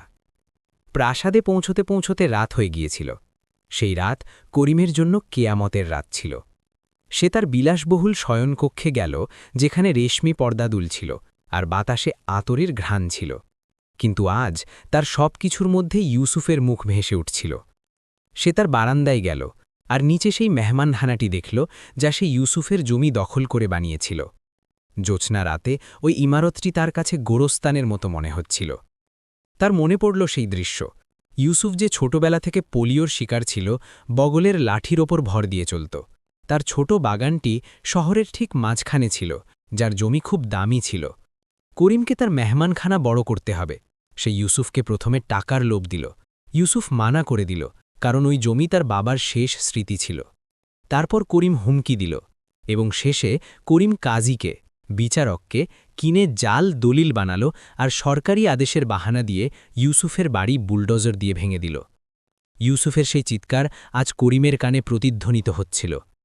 করিম, তুই আমার জমি নিতে পারিস, কিন্তু আমার শান্তি নিতে পারবি না। খোদা দেখছেন, একদিন তুইও এভাবেই ভিখ মাগবি। করিম নিজের কান বন্ধ করে ফেলল। ইয়া আল্লাহ, আমি কি করেছি? সে মেঝেতে শুয়ে পড়ল। তার ঘুম এলো না। সে শুধু এপাশ ওপাশ করতে লাগল। তার মনে হতে লাগল কাল শহরের লোক তার ওপর থুতু দেবে, তার প্রতিদ্বন্দ্বীরা হাসবে, তার সন্তানরা লজ্জিত হবে। আমি কি পারিয়ে যাব? এক মুহূর্তের জন্য কাপুরুষতা উঁকি দিল। আমি আমার সবকিছু নিয়ে অন্য কোনো দেশে চলে যাই। কিন্তু তারপরই তার মোল্লার সেই কালো পাথরটির কথা মনে পড়ল, সেই নির্জন টিলা। যদি সে পালায়, তবে ওই টিলা তাকে তাড়া করে ফিরবে। তার রুহ কখনো আজাদ হবে না। না, সে নিজেকে বলল, বিষ যখন আমি খেয়েছি, তবে বমিও আমাকেই করতে হবে। পরের দিন জুম্মার দিন। বুখারা শহর আজ আজানের শব্দে জেগে উঠল। কিন্তু আজ করিমের প্রাসাদে এক অদ্ভুত নীরবতা ছিল। করিম তার সেবকদের বারণ করে দিল, কেউ যেন তাকে সাজাতে আসে না। সে তার সোনার কারুকার্য করা শেরওয়ানি, তার কলগি দেওয়া পাগড়ি, তার দামি জুতো সবকিছু একপাশে সরিয়ে রাখল। সে একটি সাধারণ সাদা সুতির কুর্তার পায়জামা পরল।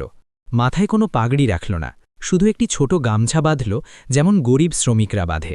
পায়ে কোনো জুতো পরল না, একদম খালি পা। সে যখন তার ঘর থেকে বেরোল, তখন তার বেগম আর ছেলেরা তাকে দেখে অবাক হয়ে গেল। আপনি একই অবস্থায় যাচ্ছেন? তার বেগম বাধা দিল। আজ জুম্মার নামাজ, শহরের বড় বড় লোকেরা মসজিদে আসবে, আর আপনি খালি পায়ে? গাড়ি তৈরি আছে, চলুন। করিম হাত তুলে তাদের থামাল। তার কণ্ঠে এমন এক শান্তি ছিল যা তারা আগে কখনো শোনেনি। না, আজ করিম শেঠ মসজিদে যাবে না। আজ একজন অপরাধী খোদার দরবারে পেশ হতে যাচ্ছে, আর তোমরা আমার সাথে এসো না। আজ যা হতে চলেছে তা দেখার শক্তি তোমাদের নেই। ছেলে কিছু বলতে চাইল, কিন্তু করিমের চোখের দৃঢ়তা দেখে সে চুপ করে গেল। করিম একা প্রাসাদের প্রধান ফটক দিয়ে বাইরে বের হল। রাস্তায় কাঁকড় আর পাথর তার খালি পায়ে বিঁধছিল। এই সেই পা যা কখনো মখমল ছাড়া অন্য কিছু স্পর্শ করেনি। প্রতিটি কদমে ব্যথা হচ্ছিল, কিন্তু এই ব্যথা তার মনের বোঝার চেয়ে কম ছিল। মানুষ তাকে চিনতে পারছিল না। যারা চিনত তারা অবাক হয়ে দাঁড়িয়ে যেত। ইনি কি করিম শেঠ? আরে না, উনি কি পাগল হয়ে গেছেন? হয়তো কোনো মানত করেছেন। ফিসফাস শব্দ তার সাথে সাথে চলছিল। করিমের নজর নিচু ছিল। সে জামে মসজিদের দিকে এগোচ্ছিল। জামে মসজিদের বিশাল প্রাঙ্গণ মানুষে ঢাসা ছিল। হাজার হাজার মানুষ সারিবদ্ধভাবে বসেছিল। ইমাম সাহেব মিম্বারে বসে খুতবা দিচ্ছিলেন। বিষয়টিও কাকতালীয়ভাবে ছিল হক উল ইবাদ, মানুষের হক। ইমাম বলছিলেন, আল্লাহ নিজের হক মাফ করতে পারেন, কিন্তু যদি তুমি কোনো মানুষের মন ভাঙো বা তার হক কেড়ে নাও, তবে যতক্ষণ সেই মানুষটি তোমাকে মাফ না করবে, আল্লাহ তোমাকে মাফ করবেন না। করিম মসজিদের শেষ সারিতে গরিব আর ভিখালিদের মাঝে গিয়ে বসে পড়ল। ঘাম আর ধুলোয় মাখামাখি করিমকে কেউ চিনতে পারল না। নামাজ শুরু হল। করিম সিজদা করল, আর প্রথমবার তার সিজদায় শুধু প্রথা ছিল না, বরং সমর্পণ ছিল। তার চোখের জল মাটিতে পড়ছিল। নামাজ শেষ হল, দোয়া চাওয়া হল। মানুষ উঠে যেতে লাগল, শোরগোল শুরু হল।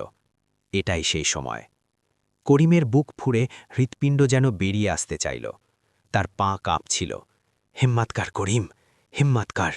সে নিজেকে ঠেলে সামনে নিয়ে গেল। সে ভিড় চিরে সামনে এগোল, আর মসজিদের উঁচু সিঁড়ির ওপর প্রধান ফটকের কাছে গিয়ে দাঁড়িয়ে গেল, যেখান থেকে বের হওয়া প্রতিটি লোক তাকে দেখতে পায়। সে একটি দীর্ঘশ্বাস নিল এবং নিজের পুরো শক্তি দিয়ে চিৎকার করে উঠল, হে বুখারার মানুষ, থামো! তার কণ্ঠে এত বেদনা আর এত শক্তি ছিল যে হাজার হাজার মানুষের শোরগোল হঠাৎ থেমে গেল। সবার মাথা তার দিকে ঘুরে গেল। মানুষ তাকে চেনার চেষ্টা করতে লাগল। এ তো করিম শেঠ। আরে হ্যাঁ, উনি এই অবস্থায় এখানে দাঁড়িয়ে আছেন কেন? কি হয়েছে? ওনার কি দেউলিয়া হয়ে গেছে? করিম তার দুই হাত প্রসারিত করল, যেমন কোনো অপরাধী হাতকড়া পড়ার জন্য তৈরি থাকে। আমি করিম! সে চিৎকার করল। তার গলা কাঁপছিল, কিন্তু পরিষ্কার ছিল। ওই করিম যাকে তোমরা ধনী মনে করো, ওই করিম যাকে তোমরা ইজ্জতদার মনে করো।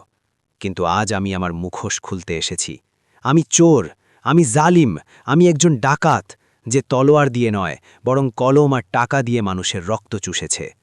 মসজিদের প্রাঙ্গণে নিস্তব্ধতা ছেয়ে গেল, হাওয়াও যেন থেমে গেল। করিম নিজের বুকে হাত মারল। তোমরা সবাই আমার সম্পদ দেখো, ওই সম্পদ হারামের। আমি বিধবাদের বয়না বন্ধক রেখে কেড়ে নিয়েছি।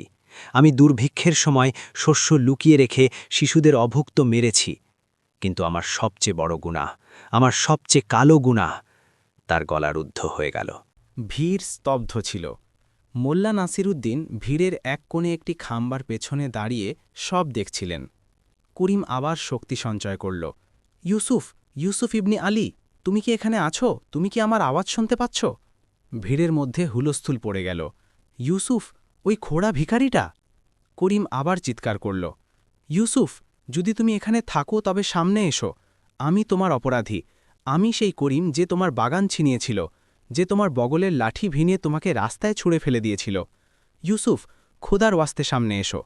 ভিড়ের এক কোণ থেকে নড়াচড়া হল। মানুষ সরে যেতে লাগল। একটি রাস্তা তৈরি হল, আর সেই রাস্তা দিয়ে নিজের ছেঁড়া পুরনো বগলের লাঠির ওপর ভর দিয়ে এক অত্যন্ত দুর্বল আর বৃদ্ধ দেখতে মানুষ ধীরে ধীরে সামনে এলো। তার কাপড় শতচ্ছিন্ন ছিল, মুখ বলিরেখায় ভরা, আর চোখে এক অদ্ভুত ভয় ছিল। সে ছিল ইউসুফ। ইউসুফ নিজের চোখকে বিশ্বাস করতে পারছিল না। সে মসজিদের বাইরে ভিক মাগছিল। যখন সে নিজের নাম শুনল, সে ভয়ে ভয়ে সিঁড়ির কাছে এলো। করিম ইউসুফকে দেখল। বহু বছর পর ইউসুফের দশা দেখে করিমের অবশিষ্ট কলিজাটাও ফেটে গেল। সে দৌড়ে সিঁড়ি দিয়ে নিচে নামতে চাইল, কিন্তু হোঁচট খেয়ে পড়ে গেল। সে হাঁটু গেড়ে হামাগুড়ি দিয়ে ইউসুফের কাছে পৌঁছল। পুরো ভিড় দম বন্ধ করে এই দৃশ্য দেখছিল। বুখারার সবচেয়ে ধনী মানুষ ধুলোয় হামাগুড়ি দিয়ে একজন ভিখারির পায়ের কাছে যাচ্ছে। করিম ইউসুফের নোংরা ধুলোমাখা পা দুটো নিজের হাত দিয়ে জড়িয়ে ধরল এবং নিজের কপাল তার ওপর রাখল। ইউসুফ ভাই, আমাকে মাফ করে দাও। করিম হাউমাউ করে কেঁদে উঠল। আমাকে মারো, আমাকে গালি দাও, আমার টুকরো টুকরো করে দাও, কিন্তু আমাকে মাফ করে দাও।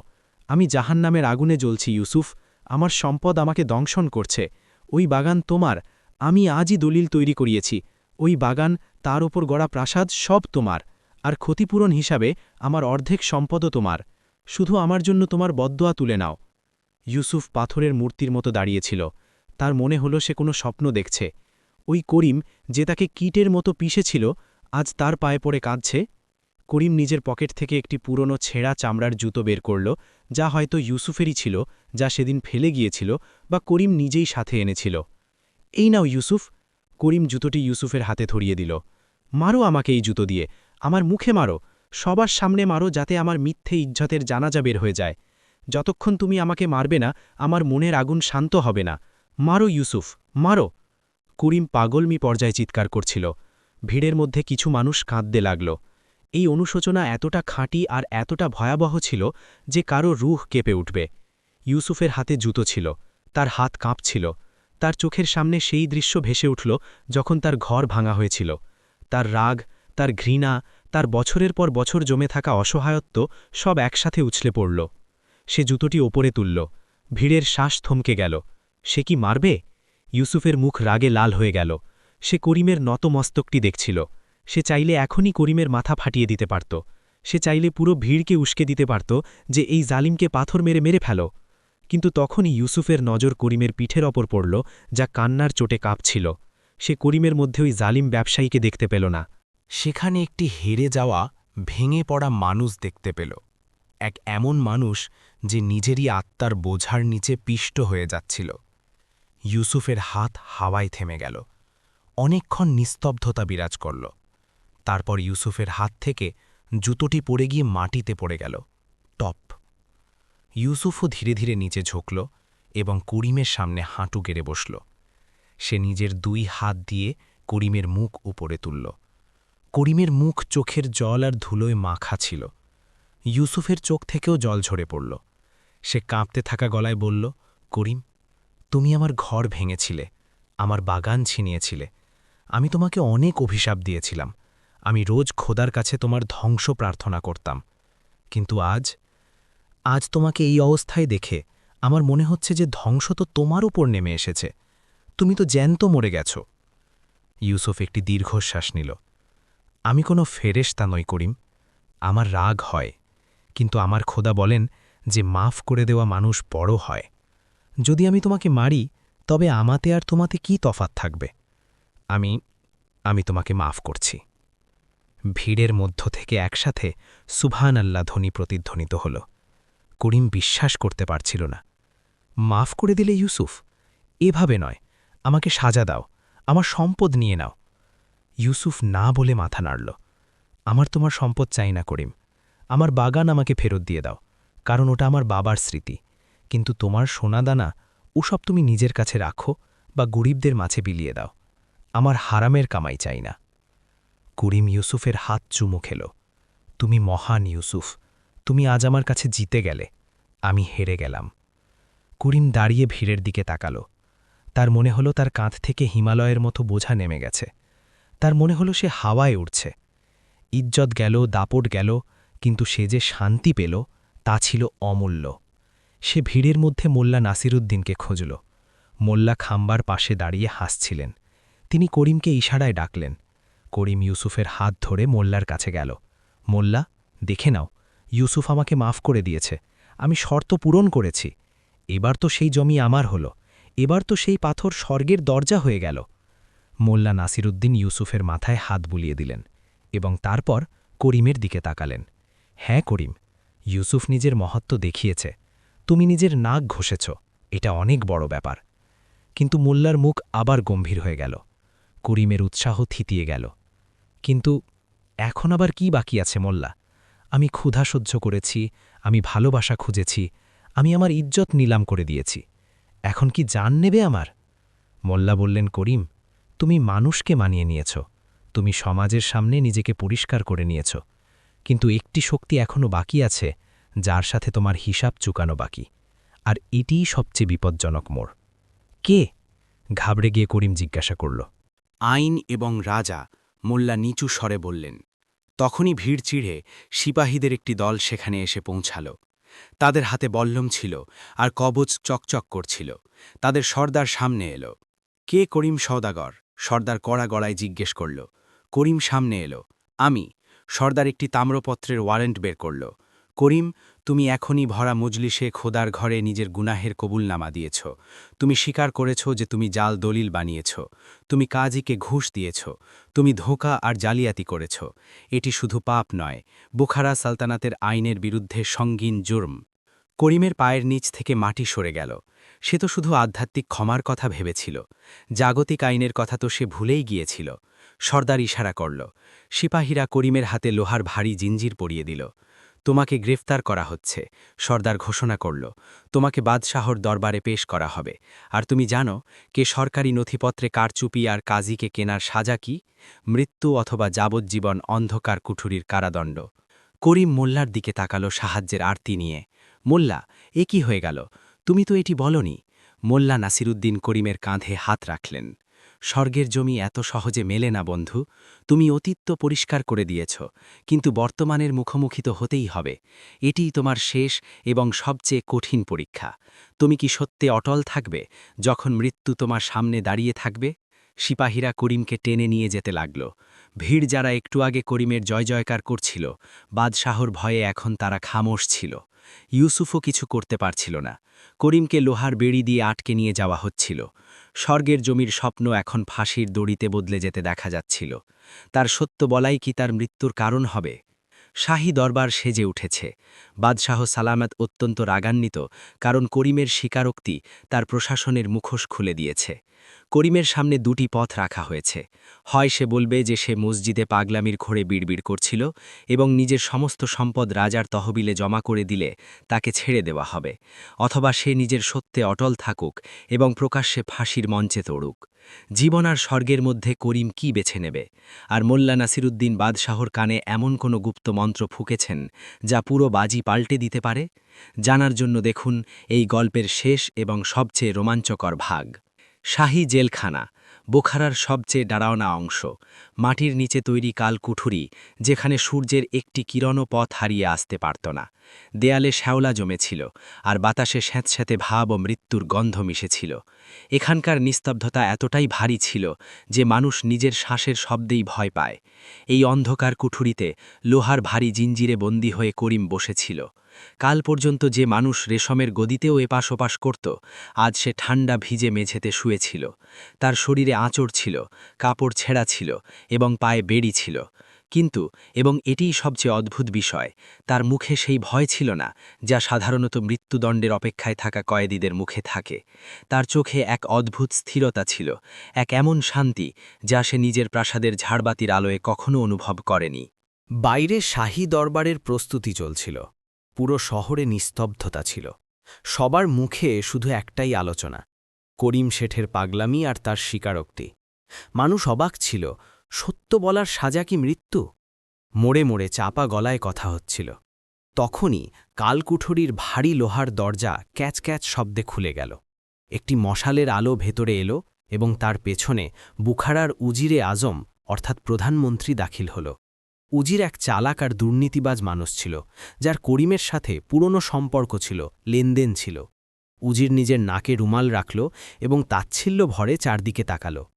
করিম, উজির তার মোলায়েম স্বরে বলল, কি হাল বানিয়েছ নিজের? বুখারার বাঘ আজ ইঁদুরের গর্তে পড়ে আছে। করিম ধীরে ধীরে চোখ খুলল এবং উজিরের দিকে তাকাল। সে কোনো উত্তর দিল না।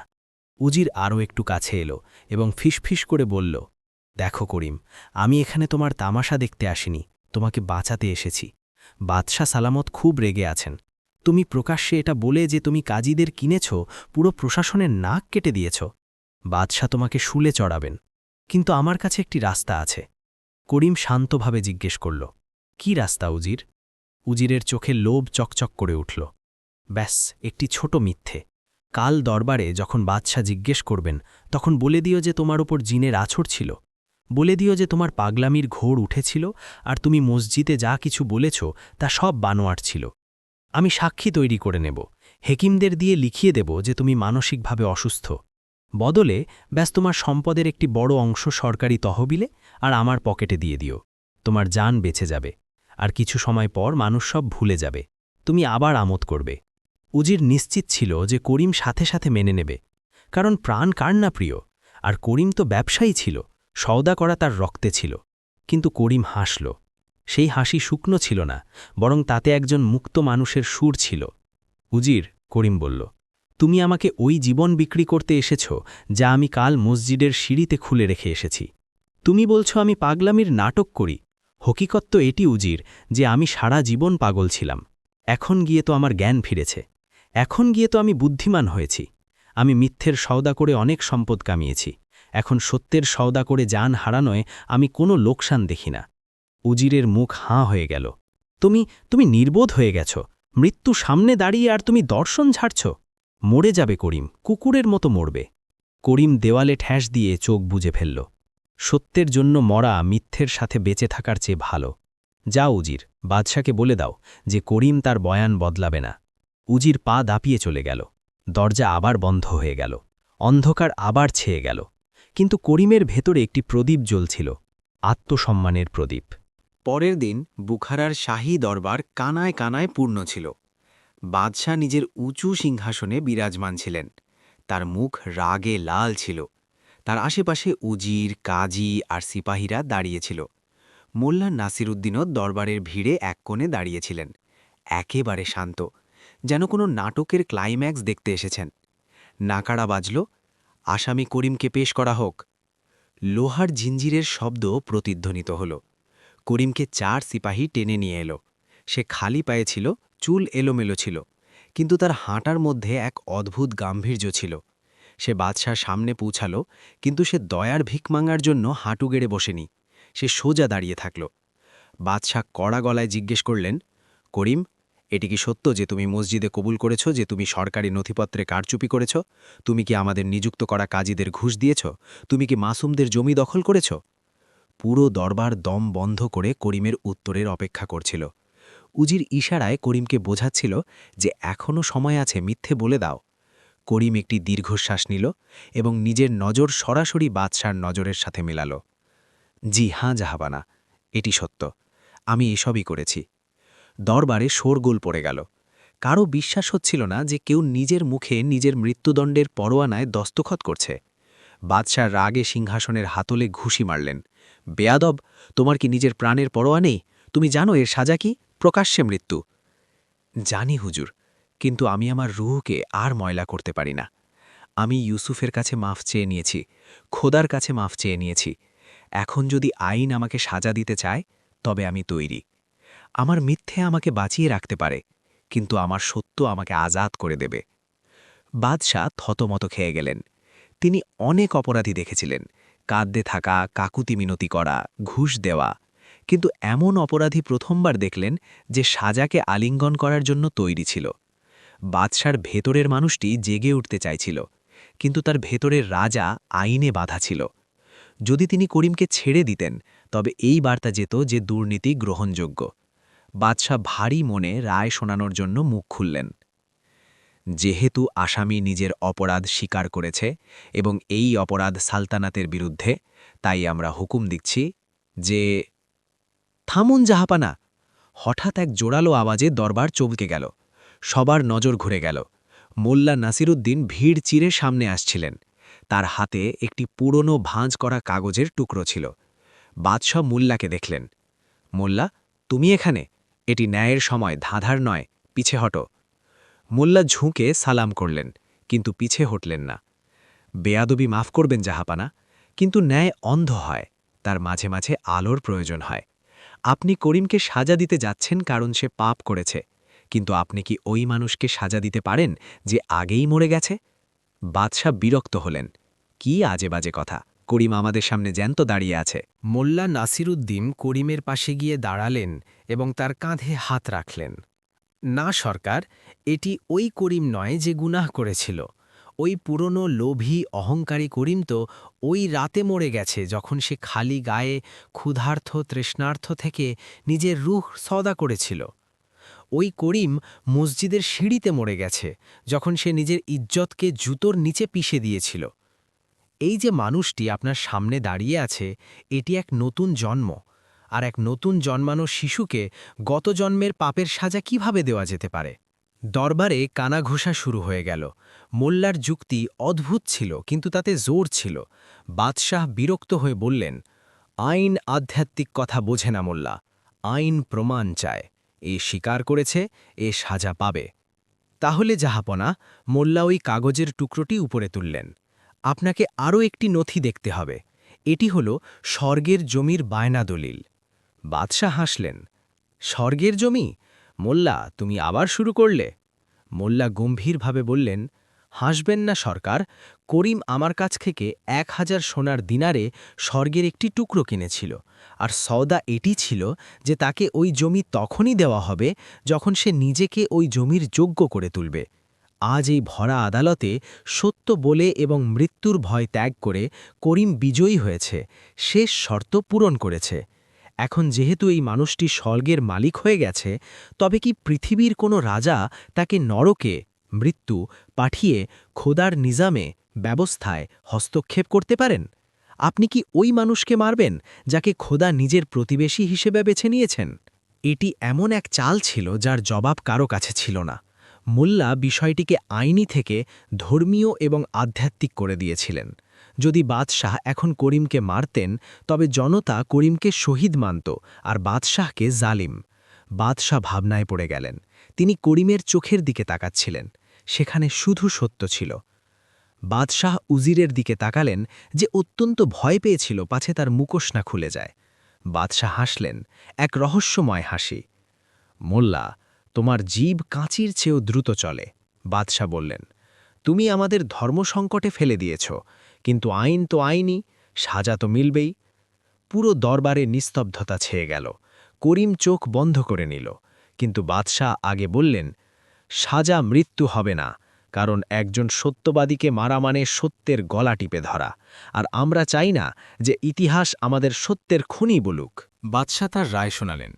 করিম, তোমার সমস্ত সম্পত্তি, তোমার প্রাসাদ, তোমার গুদাম, তোমার সোনা, সবকিছু বাজেয়াপ্ত করা হচ্ছে। এর মধ্য থেকে অর্ধেক অংশ ইউসুফ এবং সেই সব মানুষকে দেওয়া হবে যাদের হক তুমি মেরেছ, আর বাকি অর্ধেক সরকারি তহবিলে জমা হবে। তুমি আজ থেকে ফকির, তোমার কাছে পরা কাপড়গুলো ছাড়া আর কিছুই থাকবে না। করিম স্বস্তির নিঃশ্বাস ফেলল না, বরং হাসল। মঞ্জুর সরকার। আর বাদশাহ মোল্লার দিকে তাকিয়ে বললেন, আমরা তোমাকে দেশান্তরী করতে পারতাম, কিন্তু মোল্লার দাবি যে তোমার কাছে থাকার জন্য স্বর্গের জমি আছে।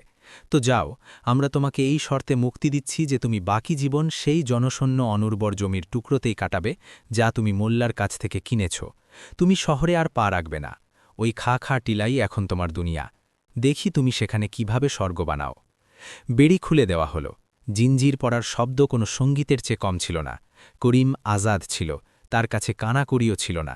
প্রাসাদে গেলে দেখা যেত সেই পরিবার যারা সম্পদের সঙ্গী ছিল চলে গেছে, বন্ধুরাও চলে গেছে, কিন্তু তার কাছে তা ছিল যা কোনো বাদশার কাছেও থাকে না, ভয়মুক্ত জীবন। করিম দরবার থেকে বের হওয়ার সময় পিছন ফিরে তাকাল না। সে সোজা শহরের বাইরে সেই টিলার দিকে চলল। সেখানে মোল্লা নাসিরুদ্দিন আর রহিম কাকা তার অপেক্ষা করছিলেন। করিম যখন সেই কালো পাথরের কাছে পৌঁছল তখন সূর্য ডুবছিল। সেই একই জায়গা যেখানে ৩ দিন আগে তার ভয় লেগেছিল, আজ তা নিজের মায়ের কোলের মতো নিরাপদ মনে হচ্ছিল। মোল্লা করিমকে দেখলেন আর হাসলেন। মুবারকবাদ করিম, সওদা পূর্ণ হল। ১,০০০ দিনারে তুমি সবকিছু হারিয়েছ, কিন্তু নিজেকে খুঁজে পেয়েছ। এই রইল তোমার জমি। করিম সেই অনুর্বর জমির ধুলো কপালে মাখল। মোল্লা, লোকে বলবে যে আমি লুট হয়ে গেছি, কিন্তু আমার মনে হচ্ছে আমি আজই সবচেয়ে ধনী হয়েছি।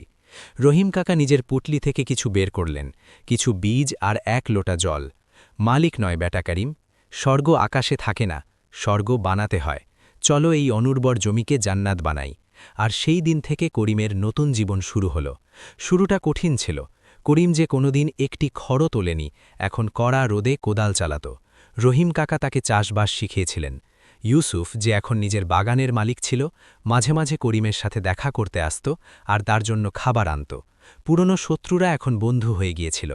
শহরের মানুষ যারা আগে করিমকে গালি দিত, এখন তাকে দেখতে আসত।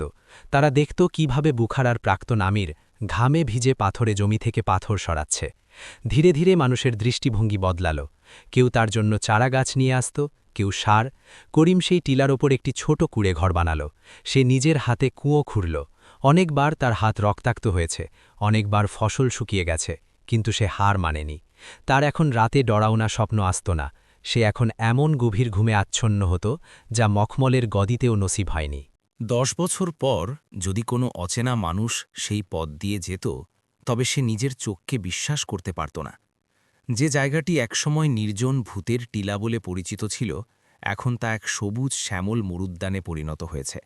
উঁচু উঁচু ছায়াদার গাছ দুলছিল, ফলে ভরা গাছ ছিল আনার, আঙুর, ডুমুর।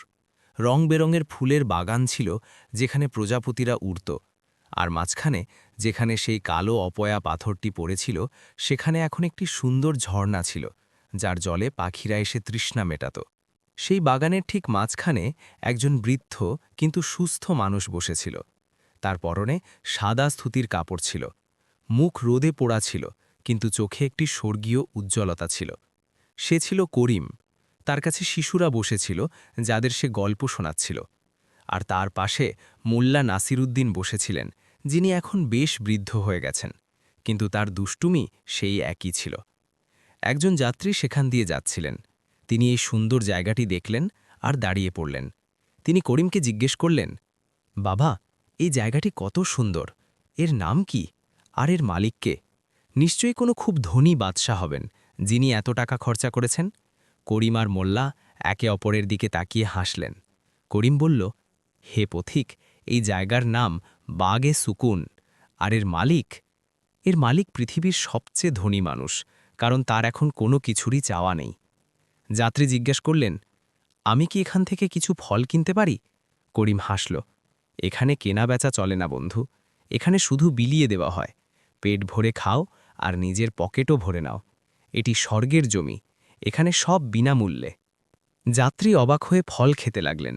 তার মনে হল এই ফলে এক অন্যরকম মিষ্টতা আছে, পরিশ্রম আর ভালোবাসার মিষ্টতা। সন্ধ্যায় যখন সবাই চলে গেল, মোল্লা করিমকে জিজ্ঞেস করলেন, তো করিম, তোমার কি মনে হয় যে আমার সওদাটি মহার্ঘ ছিল? করিম সেই অস্তগামী সূর্যকে দেখল, ঠান্ডা হাওয়া অনুভব করল আর মোল্লার হাতের ওপর নিজের হাত রাখল। না মোল্লা, 1000 দিনার তো অনেক কম ছিল। যদি তুমি আমার জানও চাইতে তবু এই সওদা সস্তা ছিল। তুমি আমাকে শুধু জমি বিক্রি করনি, তুমি আমাকে বাঁচতে শিখিয়েছ। মোল্লা নাসিরুদ্দিন নিজের লাঠি তুললেন আর যেতে উদ্যত হলেন। মনে রেখো করিম, স্বর্গ কোনো জায়গা নয় যা তুমি মরার পর পাও। স্বর্গ হলো সেই মুহূর্ত যখন তুমি নিজের ভেতরের লোভ আর ভয়কে মেরে ফেলো। তুমি তোমার নরকের মতো জীবনকে নিজের ঘাম আর চোখের জলে সিঞ্চন করে স্বর্গ বানিয়েছ। এটাই আসল জাদু। মোল্লা দিগন্তের দিকে চলে গেলেন। তার ছায়া দীর্ঘ হতে লাগল। করিম নিজের বানানো স্বর্গে বসে রইল, পুরোপুরি সন্তুষ্ট, পুরোপুরি শান্ত। সে শেষ পর্যন্ত বুঝতে পেরেছিল যে ভগবানের ঘরের ঠিকানা কেনা যায় না, তাকে নিজের কর্ম দিয়ে তৈরি করতে হয়। তো বন্ধুরা, এই ছিল মোল্লা নাসিরুদ্দিন আর ব্যবসায়ী করিমের দাস্তান।